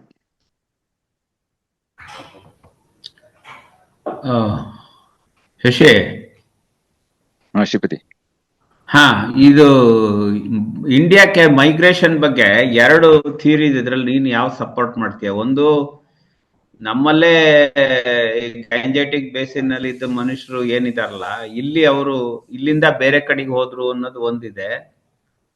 ಇನ್ನೊಂದು, ನೀ 4 ಟೈಮ್ಸ್ ಇದರಲ್ಲಿ ಟೈಮಲ್ಲಿ ಇಂಡಿಯಾಕ್ಕೆ ಬಂದ್ರು ಅಂತ ನೀ ಹೇಳಿದ್ದು. ಈಗ 2 ಕಡೆಗೂ ಸುಮಾರು ಎವಿಡೆನ್ಸಸ್, ಆರ್ಗ್ಯುಮೆಂಟ್ಸ್ ಸಪೋರ್ಟ್ ಮಾಡೋದು 2 ಕಡೆಗೂ ಬರ್ದಿದೆ. ಪರ್ಟಿಕ್ಯುಲರ್ಲಿ ಹರಪ್ಪ ಮೊಹೆಂಜಾದವ್ರಿಗಿಂತ ಅವರು ಅಂದ್ರೆ ಕ್ರಿಸ್ತಪೂರ್ವ 1800, 1600 ಆ ಟೈಮ್ ನಲ್ಲಿ ಬೇರೆ ಕಡೆಯಿಂದ ನಾರ್ತ್ ವೆಸ್ಟ್ ಇಂದ ಬಂದ್ರು ಅಂತ ಒಂದು ಬ್ರಾಂಚ್, ಅವರು ಗ್ಯಾಂಜೆಟಿಕ್ ಬೇಸಿನ್ ಸೆಟ್ಲ್ ಆದ್ರು ಅಂತ. ಈಗ 2 ತರ, ಒಂದು DNA 2 ತರ ಎವಿಡೆನ್ಸ್ ಇದೆ. ಒಂದು ನ್ಯೂಕ್ಲಿಯರ್ DNA ಅಂತೀವಿ, ಇನ್ನೊಂದು ಮೈಟೊಕಾಂಡ್ರಿಯಲ್ DNA ಅಂತೀವಿ. ಆಮೇಲೆ ಬೇರೆ ಲ್ಯಾಂಗ್ವೇಜ್ ಇಂದ ಯಾವ್ಯಾವ ತರ ವರ್ಡ್ ಯೂಸ್ ಮಾಡ್ತಿದ್ರು, ಆ ವರ್ಡ್ ಎಲ್ಲಿಂದ ಆರಿಜಿನ್ ಆಗಿರ್ಬೋದು, ಅದ್ರ ಸರೌಂಡಿಂಗ್. ಫಾರ್ ಎಕ್ಸಾಂಪಲ್ ನಾವು ಹೇಳ್ತೀವಲ್ಲ, ನೀವು ಈಗಲೂ ಸಂಧ್ಯಾ ವಂದನೆಯಲ್ಲಿ ಗಂಗಾ ತೀರೆ ಅಂತೀವಿ. ಯಾಕೆ ಗಂಗಾ ತೀರೆ ಅಂತೀವಿ? ಆ ಸಂಧ್ಯಾ ವಂದನೆ ಮಾಡಿ ಮಂತ್ರನ ಬರೆದವರು ಶುರುಗೆ ಗಂಗಾ ತೀರದಲ್ಲಿ ಇದ್ರು, ಅವ್ರೇನ್ ತುಂಗಭದ್ರಾ ತೀರದಲ್ಲಿ ಇರ್ಲಿಲ್ಲ. ಹಂಗಾಗಿ ಗಂಗಾ ತೀರೆ ಅಂತೀವಿ. ಆತರ ಬೇರೆ ತರ 108 ಪುರಾವೆಗಳು, ಸಾಕ್ಷಿಗಳನ್ನ ನಾನು ನೋಡಿದ್ರೆ 4 ಸಲ ಬೇರೆ ಟೈಮ್ ಇಂದ 70,000 ಒಂದ್ಸಲ, 30,000-40,000 ವರ್ಷ ಹಿಂದೆ, 10ರಿಂದ 12,000. ಹರಪ್ಪನ್ ಬಂದಿದ್ದು 10ರಿಂದ 12,000 ವರ್ಷ ಹಿಂದೆ. ಸುಮಾರು 4,000 ವರ್ಷ ಹಿಂದೆ ಅವರು ಇಲ್ಲಿಂದ ಎಕ್ಸ್ಟಿಂಕ್ಟ್ ಆದ್ರು. ಹರಪ್ಪನ್ ಅಥವಾ ಮಿಕ್ಸ್ ಆಗ್ಯಾರ ಈ ರೆಗ್ಯುಲರ್ ಇದ್ರೊಳಗೆ. ಪ್ಲಸ್ ಇದು ಇಂಡೋ ಆರಿಯನ್ ಇದಿದರ ಮಧ್ಯಪ್ರಾಚ್ಯದಿಂದ ಬಂದವರು, ಅವರು ಈಗ ಸುಮಾರು 4,000 ವರ್ಷ ಹಿಂದೆ. ಎಲ್ಲಾ ಎವಿಡೆನ್ಸು ಇಂಡೋ ಗ್ಯಾಂಜೆಟಿಂದ ಹೊರಗೆ ಹೋಗಿರೋದು ಅಂತಿದೆಯಲ್ಲ, ಆ ಆಕ್ಚುಲಿ ಎವಿಡೆನ್ಸು ಜೆನೆಟಿಕ್ ಎವಿಡೆನ್ಸ್ ಇಲ್ಲ. ಒಂದೇ ಒಂದು ಎವಿಡೆನ್ಸ್ ಏನಿದೆ ಅಂದ್ರೆ 1,500 ವರ್ಷ ಹಿಂದೆ. ಈಗ ಆಕ್ಚುಲಿ DNA ಅನಾಲಿಸಿಸ್ ಪ್ರಕಾರ ನಾವು ಅದೊಂದು ಹೇಳಿಲ್ಲ ಸರಿಯಾಗಿ. ಈ ಜಾತಿ ಅಂತೀವಲ್ಲ, ನಾವು ಸಾಂಸ್ಕೃತಿಕವಾಗಿ ಹೇಳೋ ಜಾತಿ ಅಂತೀವಲ್ಲ ಸಮಾಜದಲ್ಲಿ, ವರ್ಣ ಪದ್ಧತಿ ಇದೆಯಲ್ಲ ನಮ್ಮ ಭಾರತದಲ್ಲಿ. ಈ ವರ್ಣ ಪದ್ಧತಿ ಈಗ ನಾವು ಹೇಳಿದ್ರೆ ಏನಂದ್ರೆ, ಈಗ ಒಬ್ರಿಗೊಬ್ರು ಮದುವೆ ಆಗ್ತಾ ಇಲ್ಲ ಅಂತ ಇಟ್ಕೊಳ್ಳಿ. ಇವರು ಈ ಜಾತಿ ಬೇರೆ, ಈ ಜಾತಿ ಬೇರೆ, ಅವ್ರು ಯಾವತ್ತೂ ಮದುವೆ ಆಗಿಲ್ಲ, ಅಥವಾ ಅಕಸ್ಮಾತ್ ಮದುವೆ ಆದ್ರೂ 1-2 ಯಾವಾಗ ಒಂದು ಆಗಿರ್ಬೋದು. ಜನರಲಿ ಮದುವೆ ಆಗಿಲ್ಲ ಅಂತ ಇಟ್ಕೊಳ್ಳಿ.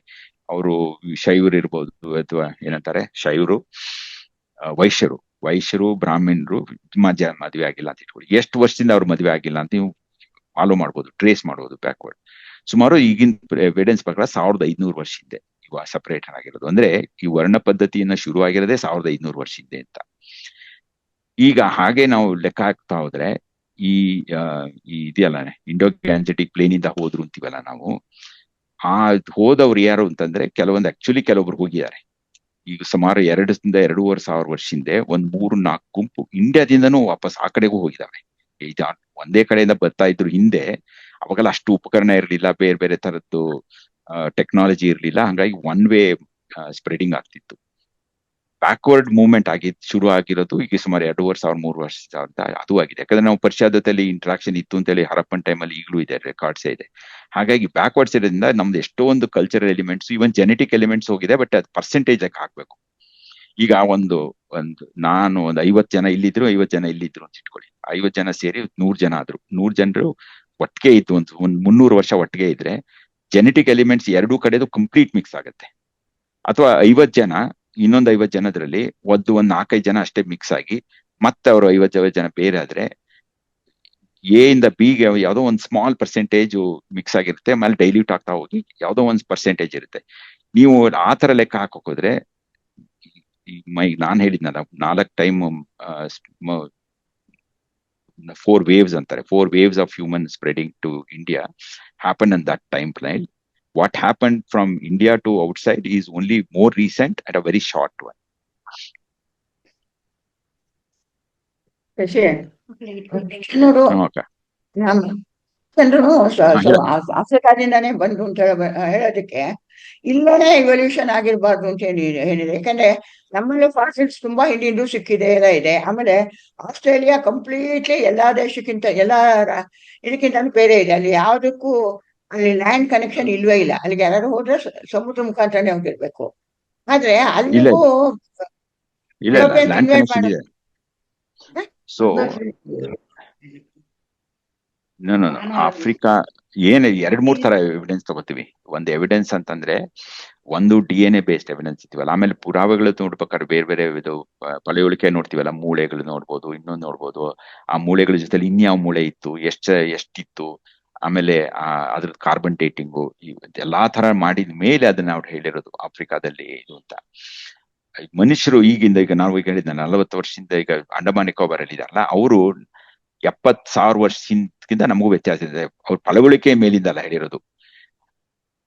ಆಫ್ರಿಕಾದ ಜನಕ್ಕೂ ನಮಗೂವೆ ಅವ್ರ 70,000 ವರ್ಷದಷ್ಟು ಸಂಬಂಧ ವ್ಯತ್ಯಾಸ ಇದೆ. ಈಗ ನನ್ಗೆ ನನ್ DNA ತಗೊಂಡು, ಆಮೇಲೆ ಇನ್ಯಾರೋ ಒಬ್ರು ಈಗ ಬೆಟ್ಟದ ಸಂಕೇತಿ ಅವ್ರ DNA ತಗೊಂಡು ಸಪರೇಟ್ ಮಾಡಿ ಎಷ್ಟು 1000 ವರ್ಷ, ಎಷ್ಟು 100 ವರ್ಷದಿಂದನೋ ಎಷ್ಟು ವರ್ಷ ಜನರೇಷನ್ ಇಂದ ಸಪರೇಟ್ ಆಗಿರ್ಬೋದು ಕಂಡುಹಿಡಿಬಹುದು. 10 ಜನರೇಷನ್ ಆಗಿರ್ಬೋದು, 20 ಜನರೇಷನ್ ಆಗಿರ್ಬೋದು. ಹಾಗೆ ನೀವು ಅಂಡಮಾನ್ ನಿಕೋಬಾರ್ ಜನನೋ ಅಥವಾ ನಾರ್ತ್ ಈಸ್ಟ್ ಒಂದು ಟ್ರೈಬಲ್ ಜನ ತಗೊಂಡು ಇಲ್ಲಿರೋದು ತಗೊಂಡು ಈಗ 70,000 ವರ್ಷದಿಂದನೂ ಅವರು ಸಪರೇಟ್ ಆಗಿದ್ದಾರೆ ಅಂತಂದ್ರೆ ಅವ್ರು 70,000 ವರ್ಷದಿಂದ ಸಪರೇಟ್ ಆಗಿರೋದು ಅಂತ ಲೆಕ್ಕ. 70,000 ವರ್ಷದಿಂದ ಅವ್ರು ಇಲ್ಲಿದ್ರು ಅಥವಾ ಈಗ ಮೊದ್ಲಿಂದನೂ ಸಪರೇಟ್ ಆಗಿ ಆಫ್ರಿಕಾದಲ್ಲೂ ಸಪರೇಟ್ ಆಗಿದ್ರು, ಮತ್ತೆ ಅರಿಲೆಲ್ಲಾ ಕಡೆಯೂ ಸಪರೇಟ್ ಆಗಿ ನಾರ್ತ್ ಈಸ್ಟ್ ಅಲ್ಲಿ ಬಂದು ಈಗ ಒಂದು 5,000 ವರ್ಷದಿಂದ ಸೆಟ್ಲ್ ಆಗ್ಯಾರೋ, ಅಥವಾ ನಾರ್ತ್ ಈಸ್ಟ್ ಅಲ್ಲೋ ಅಥವಾ ಅಂಡಮಾನ್ ನಿಕೋಬಾರಲ್ಲೂ 70,000 ವರ್ಷದಿಂದ ಇದನ್ನು ಕಂಡುಹಿಡಿಬಹುದು. ಈಗ ಅಂಡಮಾನ್ ನಿಕೋಬಾರಲ್ಲಿ ಇದಾರಲ್ಲ ಅವರು, ಎಷ್ಟು ದೂರ ಹೋಗ್ಬೇಕಾಗಿತ್ತು ಅಂದ್ರೆ ಅವ್ರು ಹೋಗಿರೋದು ಇನ್ನೂ ರೀಸೆಂಟ್. ಅವರು 70,000 ವರ್ಷದಿಂದ ಅವ್ರ ಅಂಡಮಾನ್ ನಿಕೋಬಾರಲ್ಲಿಲ್ಲ. 70,000 ವರ್ಷದ ಡಿಫ್ರೆನ್ಸ್ ಇದೆ ಜೆನೆಟಿಕಲಿ ನಮಗೂ ಅವ್ರಿಗೂ.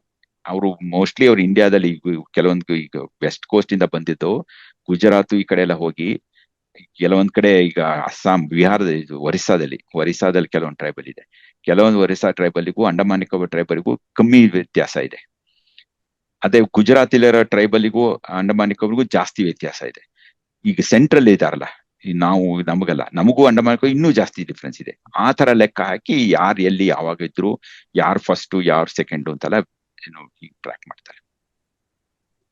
ಆಸ್ಟ್ರೇಲಿಯಾಕ್ಕೆ ಜನ ಹೋಗಿದ್ದಾರು ಅಂತಾನೆ. ಅಲ್ಲಿ ಇಂಡಿಜಿನಿಯಸ್ ಪೀಪಲ್ ಇದ್ದೇ ಇದ್ರು ಬೇರೆಯವ್ರು ಇನ್ವೈಟ್ ಮಾಡುವಾಗ. ಹಂಗಲ್ಲ, ಇನ್ನೊಂದಿದೆ. ನಾವು ಮನುಷ್ಯರು ಹುಟ್ಟಿದ ಮೇಲೂವೆ ಐಸ್ ಏಜ್ ಅಂತ ಆಯ್ತು, ಬೇರೆ ಬೇರೆ ತರ ಚೇಂಜ್ ಆಯ್ತು. ಎಲ್ಲಾ ಟೈಮಲ್ಲೂ ಏನು ಈಗ ಫಾರ್ ಎಕ್ಸಾಂಪಲ್ ಆಫ್ರಿಕಾ ಇಂದ ಒಂದು ಸ್ಮಾಲ್ ಗ್ಯಾಪ್ ಅಷ್ಟೇ ಇರೋದು, ಇದು ಲ್ಯಾಂಡ್ ಗ್ಯಾಪ್ ಏಷ್ಯಾಕ್ಕೂ ಆಫ್ರಿಕಾಗೂ. ಯಾವ್ದೋ ಒಂದ್ ಟೈಮಲ್ಲಿ ಅದು ಕನೆಕ್ಟ್ ಆಗಿತ್ತು. ಯಾವಾಗೂ ನೀನೇನು ಸೀನ್ ಕ್ರಾಸ್ ಮಾಡ್ಬೇಕಾಗಿಲ್ಲ. ಈಗ ನಾವು ಸುಯೇಜ್ ಅಂತೀವಲ್ಲ, ಸರಿ, ಅಲಾಸ್ಕಾ ಇಂದ ಇದಕ್ ಹೋದ್ರಲ್ಲ, ಅಲಾಸ್ಕಾ ಕಡೆ ರಷ್ಯಾದಿಂದ, ಅವಾಗಾದ್ರೆ ಲ್ಯಾಂಡ್ ಇತ್ತು. ಲ್ಯಾಂಡ್ ಅವ್ರು ದಾಟಿದ್ಮೇಲೆ ಲ್ಯಾಂಡ್ ಕಟ್ ಆಗಿರೋದು. ಹಾಗೆ ಸರಿ, ಆಫ್ರಿಕಾ ಮಾತ್ರ ಆಸ್ಟ್ರೇಲಿಯಾ ಮಾತ್ರ ತುಂಬಾ ದೂರದಲ್ಲಿದೆ ಅಲ್ವಾ, ಯಾವ್ದಕ್ಕೂ ಗೊತ್ತೂ ಇಲ್ಲ. ಆಸ್ಟ್ರೇಲಿಯಾಕ್ ಹೋಗಿದ್ ಇನ್ನೂ ರೀಸೆಂಟ್, ಅದು ಅಷ್ಟು ದೂರ ಆಗ್ಲೂ ಇಲ್ಲ.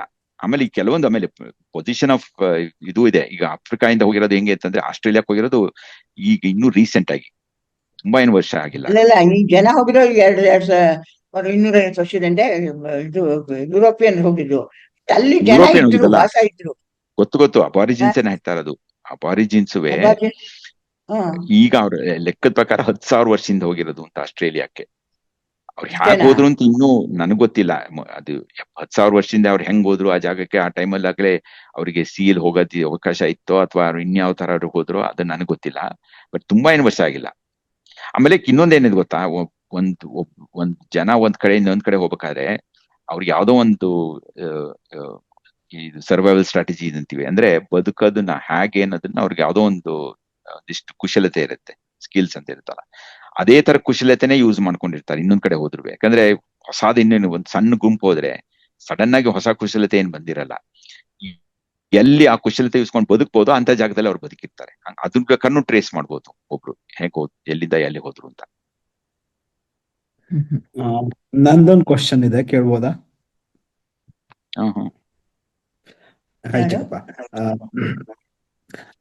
ಸೊ ಅದೇ ನೀವ್ ಹೇಳ್ದಂಗೆ ಈ ಮನುಷ್ಯ ಒಂದ್ ಸ್ವಲ್ಪ ಡಿಫ್ರೆಂಟ್, ನಾನ್ ಯಾರು ಅನ್ನೋ ಫೀಲಿಂಗ್ ಇರುತ್ತಲ್ಲ, ಇದೇ ತರ ನಾನು ಒಬ್ನೇನಾ ಅಂದ್ರೆ, ಇವಾಗ ಹೆಂಗೆ ಈ ಭೂಮಿಲಿ ಇದು ಒಂದು ಸೋಲಾರ್ ಸಿಸ್ಟಮು, ಈ ಭೂಮಿಲಿ ಎವಲ್ಯೂಷನ್ ಆಗಿ ಹ್ಯೂಮನ್ ಇಂಟೆಲಿಜೆಂಟ್ ಲೈಫ್ ಹೆಂಗ್ ಎಕ್ಸಿಸ್ಟೆನ್ಸಿಗೆ ಬಂತೋ, I mean this might be off the topic, but ಇದೇ ತರ ಬೇರೆ ಪ್ಲಾನೆಟ್ಸ್, ಐ ಮೀನ್ ಬೇರೆ ಸೋಲಾರ್ ಸಿಸ್ಟಮ್ಸ್, ಬೇರೆ ಕಡೆ ಲೈಫ್ ಪಾಸಿಬಲ್ ಇದೆಯಾ? I mean like alien life possible ಇದೆಯಾ? ಇದ್ರೆ ಅದು ಲೈಕ್ ಅರ್ತಿಗ್ ಬಂದಿರಂತ ಏನಾದ್ರು ಪ್ರೂಫ್ಸ್ ಇದೆಯಾ, ಅಥವಾ ಮೇ ಬಿ, ಅಥವಾ may be expected in the future, ಈ ತರ ವಾಟ್ ಈಸ್ ದ ಗೊತ್ತಾಯ್ತು. ಲೈಕ್ ಆಯ್ತಾ, ಸೈನ್ಸ್ ಇದಂದ್ರೆ ಕಮ್ಯುನಿಟಿ? ನಮ್ ತರನೋ ಯಾವ್ದೋ ಒಂಥರ ಒಂದು ಜೀವಿ ಏನದ ಒಂದು ತರ ಬೇರೆ ಕಡೆಲೂ ಇದೆಯಾ ಅಂತ ನೀ ಕೇಳ್ತಾ ಇರೋದು. ಒಂದು ಇಲ್ಲ ಅಂತ ಹೇಳಕ್ ಆಗಲ್ಲ, ಯಾಕಂದ್ರೆ ನಾವು ಪ್ರಪಂಚ ಇನ್ನು ಫುಲ್ ಎಲ್ಲಾ ಕಡೆ ನೋಡಕ್ ಆಗಿಲ್ಲ ನಮ್ಗೆ. ಅದು ಎಷ್ಟು ತರ ಗ್ರಹಗಳಿದೆ. ಈಗ ಮೊನ್ನೆ ಇನ್ನು ಮತ್ತೊಂದು ಹೊಸ ಗ್ರಹ ಕಂಡಿಡಿದ್ರಂತೆ, ಇದು ಶನಿ ಗ್ರಹದ ಒಂದು ಇನ್ನೊಂದು ಉಪಗ್ರಹನ. ಆಯ್ತಾ, ಅಂದ್ರೆ ಇನ್ನೂ ಆಮೇಲೆ ಎಷ್ಟೋ ಒಂದ್ ಕಡೆ ಏನೋ ನಕ್ಷತ್ರಗಳದ್ದು ಗ್ರಹಗಳನ್ನು ಈಗಿನ್ನೂ ಕಂಡುಹಿಡಿತಾ ಇದಾರೆ. ಆಮೇಲೆ ಗ್ಯಾಲಕ್ಸಿ ಇವೆಲ್ಲ ಇದು ಎಷ್ಟು ದೊಡ್ಡದು ಅಂತಂದ್ರೆ ನಮ್ಗಿನ್ನೂ ಎಲ್ಲಿ ಏನಿದೆ, ಯಾವ್ದು ಟೆಂಪರೇಚರ್ ಎಷ್ಟಿದೆ, ಎಲ್ಲಿ ಯಾವ ತರ ಎಲಿಮೆಂಟ್ಸ್ ಇದೆ, ಎಲ್ಲಿ ಇದು ಲೈಫಿಗೆ ಆಗುವಂತ ಅಕಸ್ಮಾತ್ ಏನಾದ್ರು ನೀರು ತರದ್ ಏನಾರು ಇದೆಯಾ, ಅವೆಲ್ಲ ಹುಡ್ಕೋದಕ್ಕೆ ಇನ್ನೂ ಆಗಿಲ್ಲ ನಮಗೆ. ಎರಡು, ಒಂದ್ ಜೀವಿ ಅಂದ್ರೆ ಏನು ಅಂತ ಯಾವ ತರನೇ ಅದನ್ನ ಹೇಳ್ತಾ, ಈಗ ನಮ್ ತರನೇ ಜೀವಿ ಆಗ್ಬೇಕಾಗಿಲ್ಲ. ಆದ್ರೆ ಜೀವಿ ಅಂತ ಹೇಳೋದಕ್ಕೆ ಎರಡು ಗುಣ ಬೇಕು. ಒಂದು ಸ್ಟ್ರಕ್ಚರ್ ಇಟ್ಕೊಂಡು ಆ ಸ್ಟ್ರಕ್ಚರ್ ಅಲ್ಲಿ ಬೇರೆ ಬೇರೆ ತರ ರಾಸಾಯನಿಕ ಕ್ರಿಯೆಗಳು ಯಾವ್ದೋ ಒಂದು ವ್ಯವಸ್ಥೆವಾಗಿ ನಡೀತಾ ಇರಬೇಕು. ಆ ವ್ಯವಸ್ಥೆಯಿಂದ ನಡಿಬೇಕಾದ್ರೆ ಅದಕ್ಕೊಂದಿಷ್ಟು ಎನರ್ಜಿ ಬೇಕಾಗುತ್ತೆ. ಎನರ್ಜಿಯಿಂದ ಬಂದಿರೋ ತಕ್ಷಣ ಒಂದಿಷ್ಟು ಸ್ವಲ್ಪ ದಿವಸ ಆದ್ಮೇಲೆ ಕಂಟಿನ್ಯೂ ಯೂಸ್ ಮಾಡ್ತಾ ಇದ್ರೆ ಎಂಟ್ರೋಪಿ ಅಂತ ಒಂದು ಬಿಲ್ಡ್ ಆಗುತ್ತೆ. ಅಂದ್ರೆ ಈ ಅನ್ಯೂಸಬಲ್ ಎನರ್ಜಿ ಅಂತಾರೆ. ಆ ಅನ್ಯೂಸಬಲ್ ಎನರ್ಜಿನ ಅದನ್ನ ಹೊರಗಡೆ ಹಾಕ್ಬೇಕು. ಹೊರಗಡೆ ಹಾಕ್ದಿದ್ರೆ ಡಿಸ್ಇಂಟಿಗ್ರೇಟ್ ಆಗುತ್ತೆ. ಆ ಜೀವಿ ಅನ್ನೋದು ಕಂಟಿನ್ಯೂಸ್ ಆಗಿ ಇರಬೇಕು ಅಂತಂದ್ರೆ ಆ ಎರಡು ತರ ರಾಸಾಯನಿಕ ಕ್ರಿಯೆ ಆಗ್ಬೇಕು. ಒಂದು, ಹೊಸ ಎನರ್ಜಿ ಹುಟ್ಟಿಸಿ ಆರ್ಗನೈಸೇಷನ್ ಮೇಂಟೈನ್ ಮಾಡ್ಬೇಕು. ಎರಡನೇದು, ಆ ಎನರ್ಜಿ ಯೂಸ್ ಮಾಡ್ತಾ ಮಾಡ್ತಾ ಬಂದಿರೋ ಎಂಟ್ರೋಪಿನ ಹೊರಗಡೆ ಹಾಕ್ಬೇಕು. ಅದು ಒಂದು. ಇನ್ನೊಂದು, ಯಾವುದೇ ಒಂದು ಜೀವಿ ಕಂಟಿನ್ಯೂಸ್ ಆಗಿ ಇರಬೇಕು ಅಂತಂದ್ರೆ ಅದು it undergoes some kind of a replication. ಅಂದ್ರೆ ಏನೋ ಒಂದಕ್ಕೊಂದು ಇದಾಗ್ತಾ ಇರ್ಬೇಕು. ಆಮೇಲೆ ವಾತಾವರಣ ಯಾವಾಗ್ಲೂ ಬದಲಾವಣೆ ಆಗ್ತಾ ಇರುತ್ತೆ. ಸ್ಟಾರ್ಸ್ ಇದ್ದಾಗ ಬದಲಾವಣೆ ಆಗ್ಬೋದು, ಗ್ರಹಗಳಿಂದ ಬದಲಾವಣೆ ಆಗ್ಬೋದು, ಅಥವಾ ಪ್ರಾಣಿಗಳ ಜೀವಿಗಳಿಂದಾನೇ ಬದಲಾವಣೆ ಆಗ್ಬೋದು. ಈಗ ನಮ್ಮಲ್ಲೂ ಅಷ್ಟೇ ಆಕ್ಸಿಜನ್ ಇರ್ಲಿಲ್ಲ, ಜೀವಿಗಳು ಬಂದ ಮೇಲೆ ಫೋಟೋಸಿಂಥಸಿಸ್ ವಿಕಾಸ ಆದ್ಮೇಲೆ ಭೂಮಿ ಮೇಲೆ ಆಕ್ಸಿಜನ್ ಬಂದಿರೋದು. ಆಕ್ಸಿಜನ್ ಹೊಸ ವಾತಾವರಣ ಆಯ್ತು. ಹೊಸ ವಾತಾವರಣ ಹೊಂದ್ಕೋಬೇಕು ಅಂತಂದ್ರೆ ಜೀವಿಗಳಲ್ಲೂ ಬದಲಾವಣೆ ಆಗ್ಬೇಕು. ಅಂದ್ರೆ ಆ ಬದಲಾವಣೆ ಆಗಿ ಅಂತ ಒಂದು ಸಾಮರ್ಥ್ಯ ಇರಬೇಕು.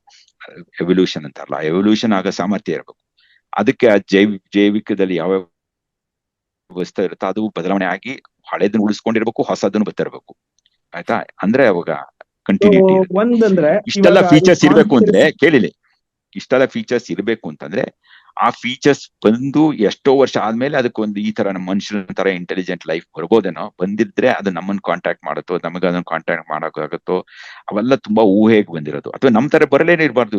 ಈಗ ಬ್ಯಾಕ್ಟೀರಿಯಾನಾಗ್ಲಿ 2 ಬಿಲಿಯನ್ ವರ್ಷ ಬರೀ ಬ್ಯಾಕ್ಟೀರಿಯಾ ಆಯ್ತು ಭೂಮಿಲಿ, ಆಮೇಲೆ ಬೇರೆ ಜೀವಿಗಳು ಬಂದಿರೋದು. ಸೊ ಯಾವ್ದೋ ಒಂದು ಇದ್ರೊಳಗೆ ಬರೇ ಒಂದು ಬ್ಯಾಕ್ಟೀರಿಯಾ ತರ ಯಾವ್ದೋ ಒಂದು ಜೀವಿ ಇರಬಹುದು, ಇಲ್ಲ ಅಂತಿಲ್ಲ.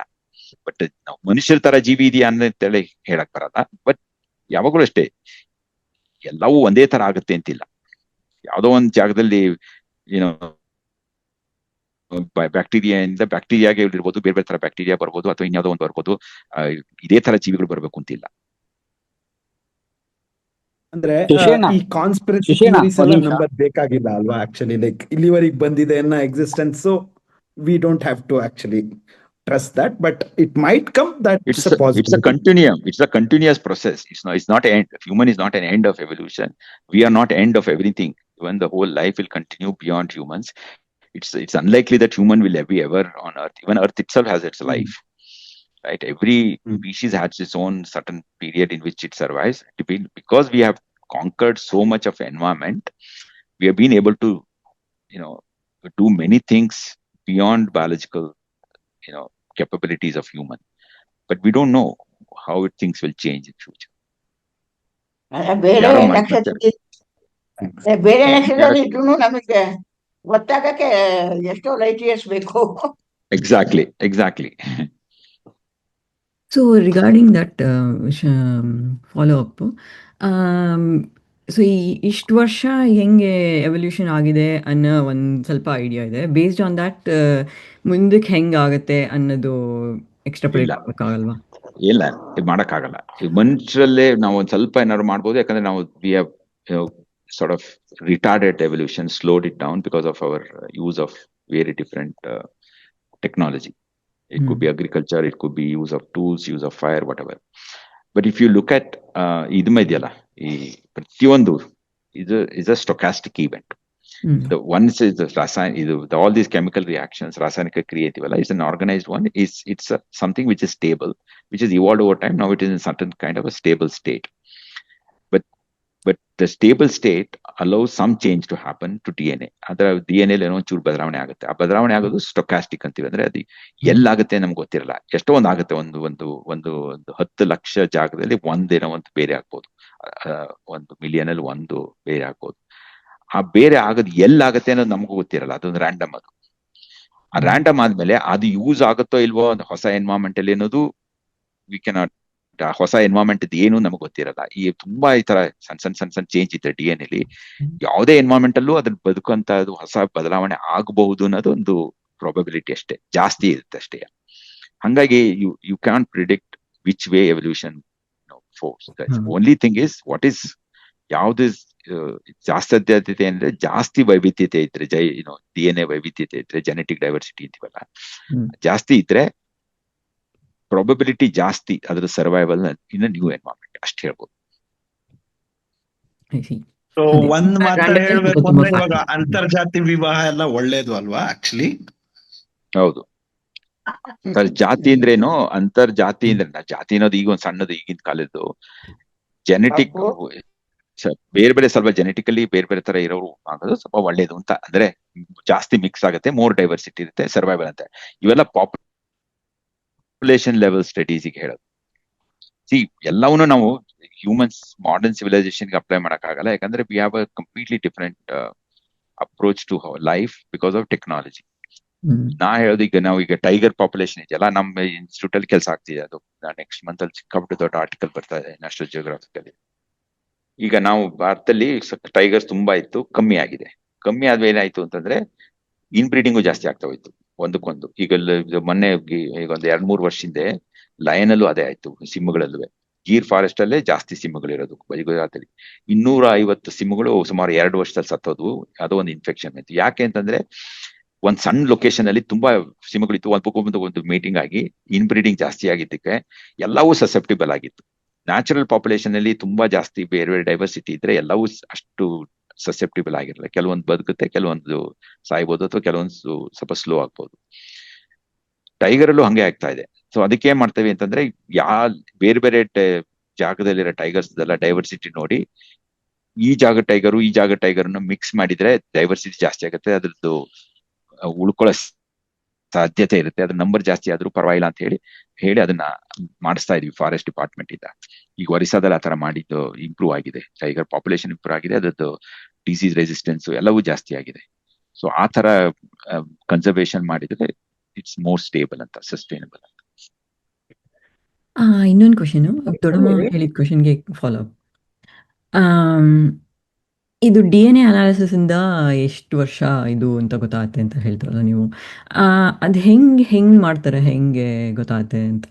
ಆಮೇಲೆ ಫಾಸಿಲ್ಸ್ ಇಂದಾನ ಅಥವಾ ಪ್ರೆಸೆಂಟ್ ಇರೋ DNA ಕಂಪೇರ್ ಮಾಡಿದ್ರೆ ಏನ್ ಎಕ್ಸಾಕ್ಟ್ಲಿ?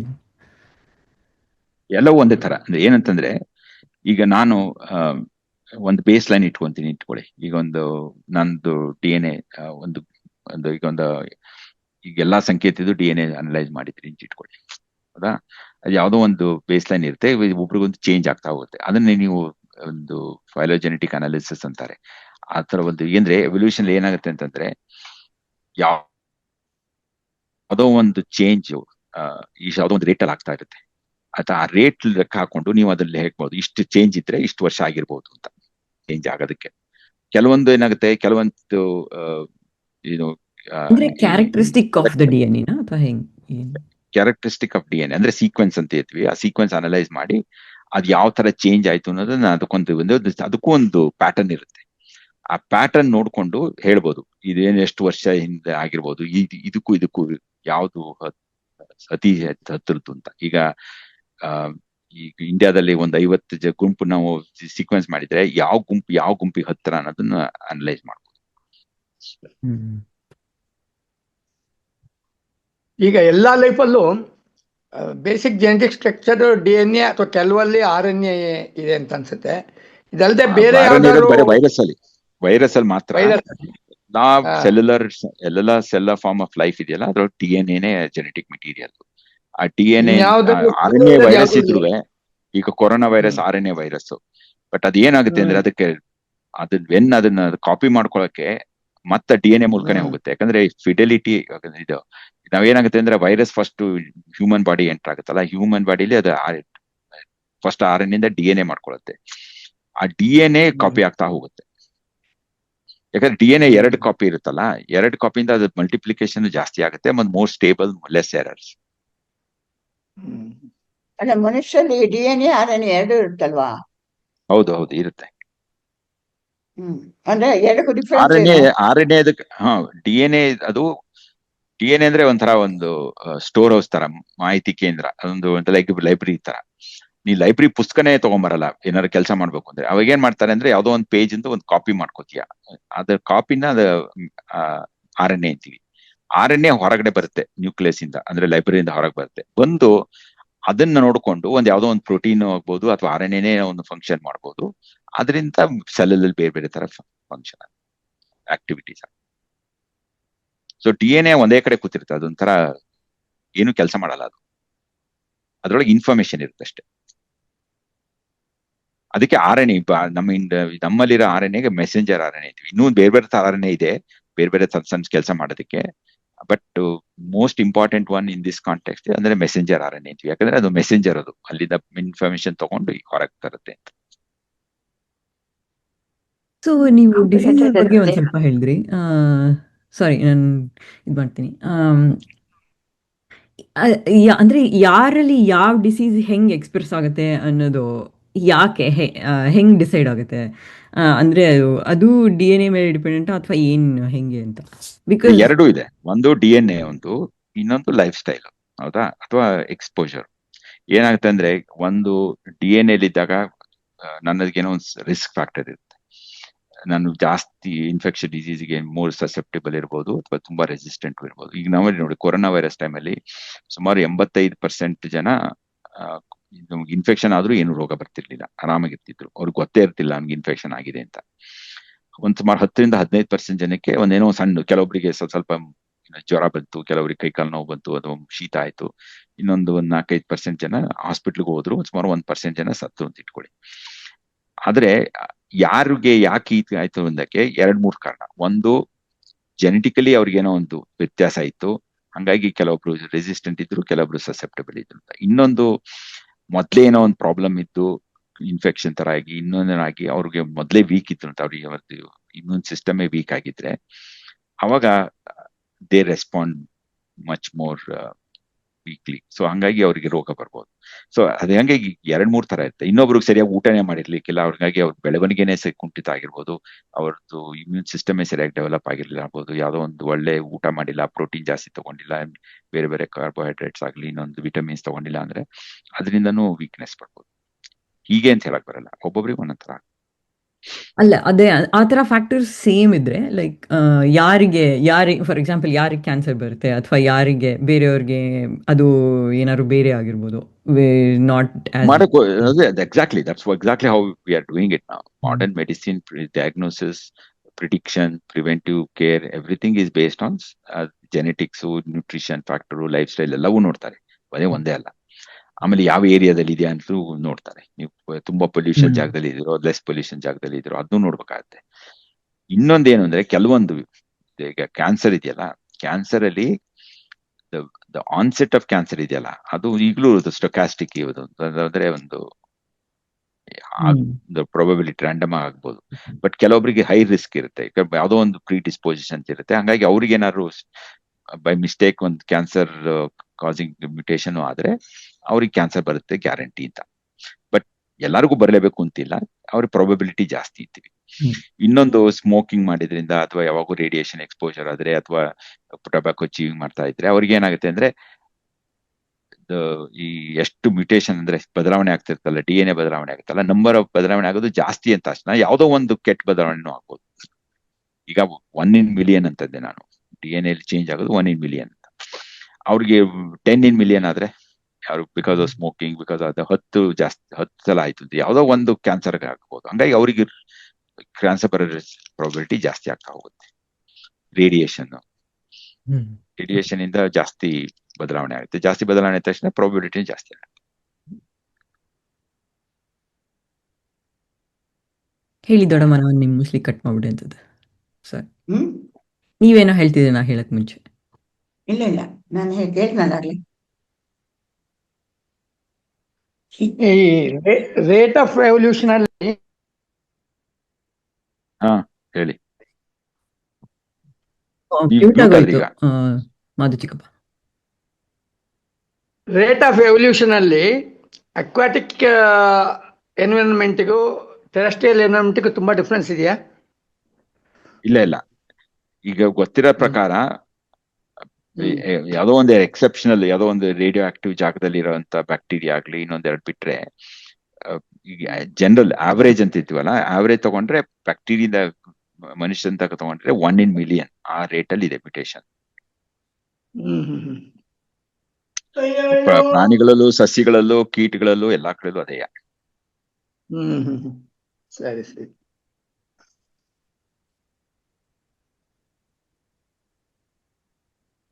ಈಗ ಬಗದಷ್ಟು ಬರ್ತಾನೆ ಇರುತ್ತೆ ಪ್ರಶ್ನೆ.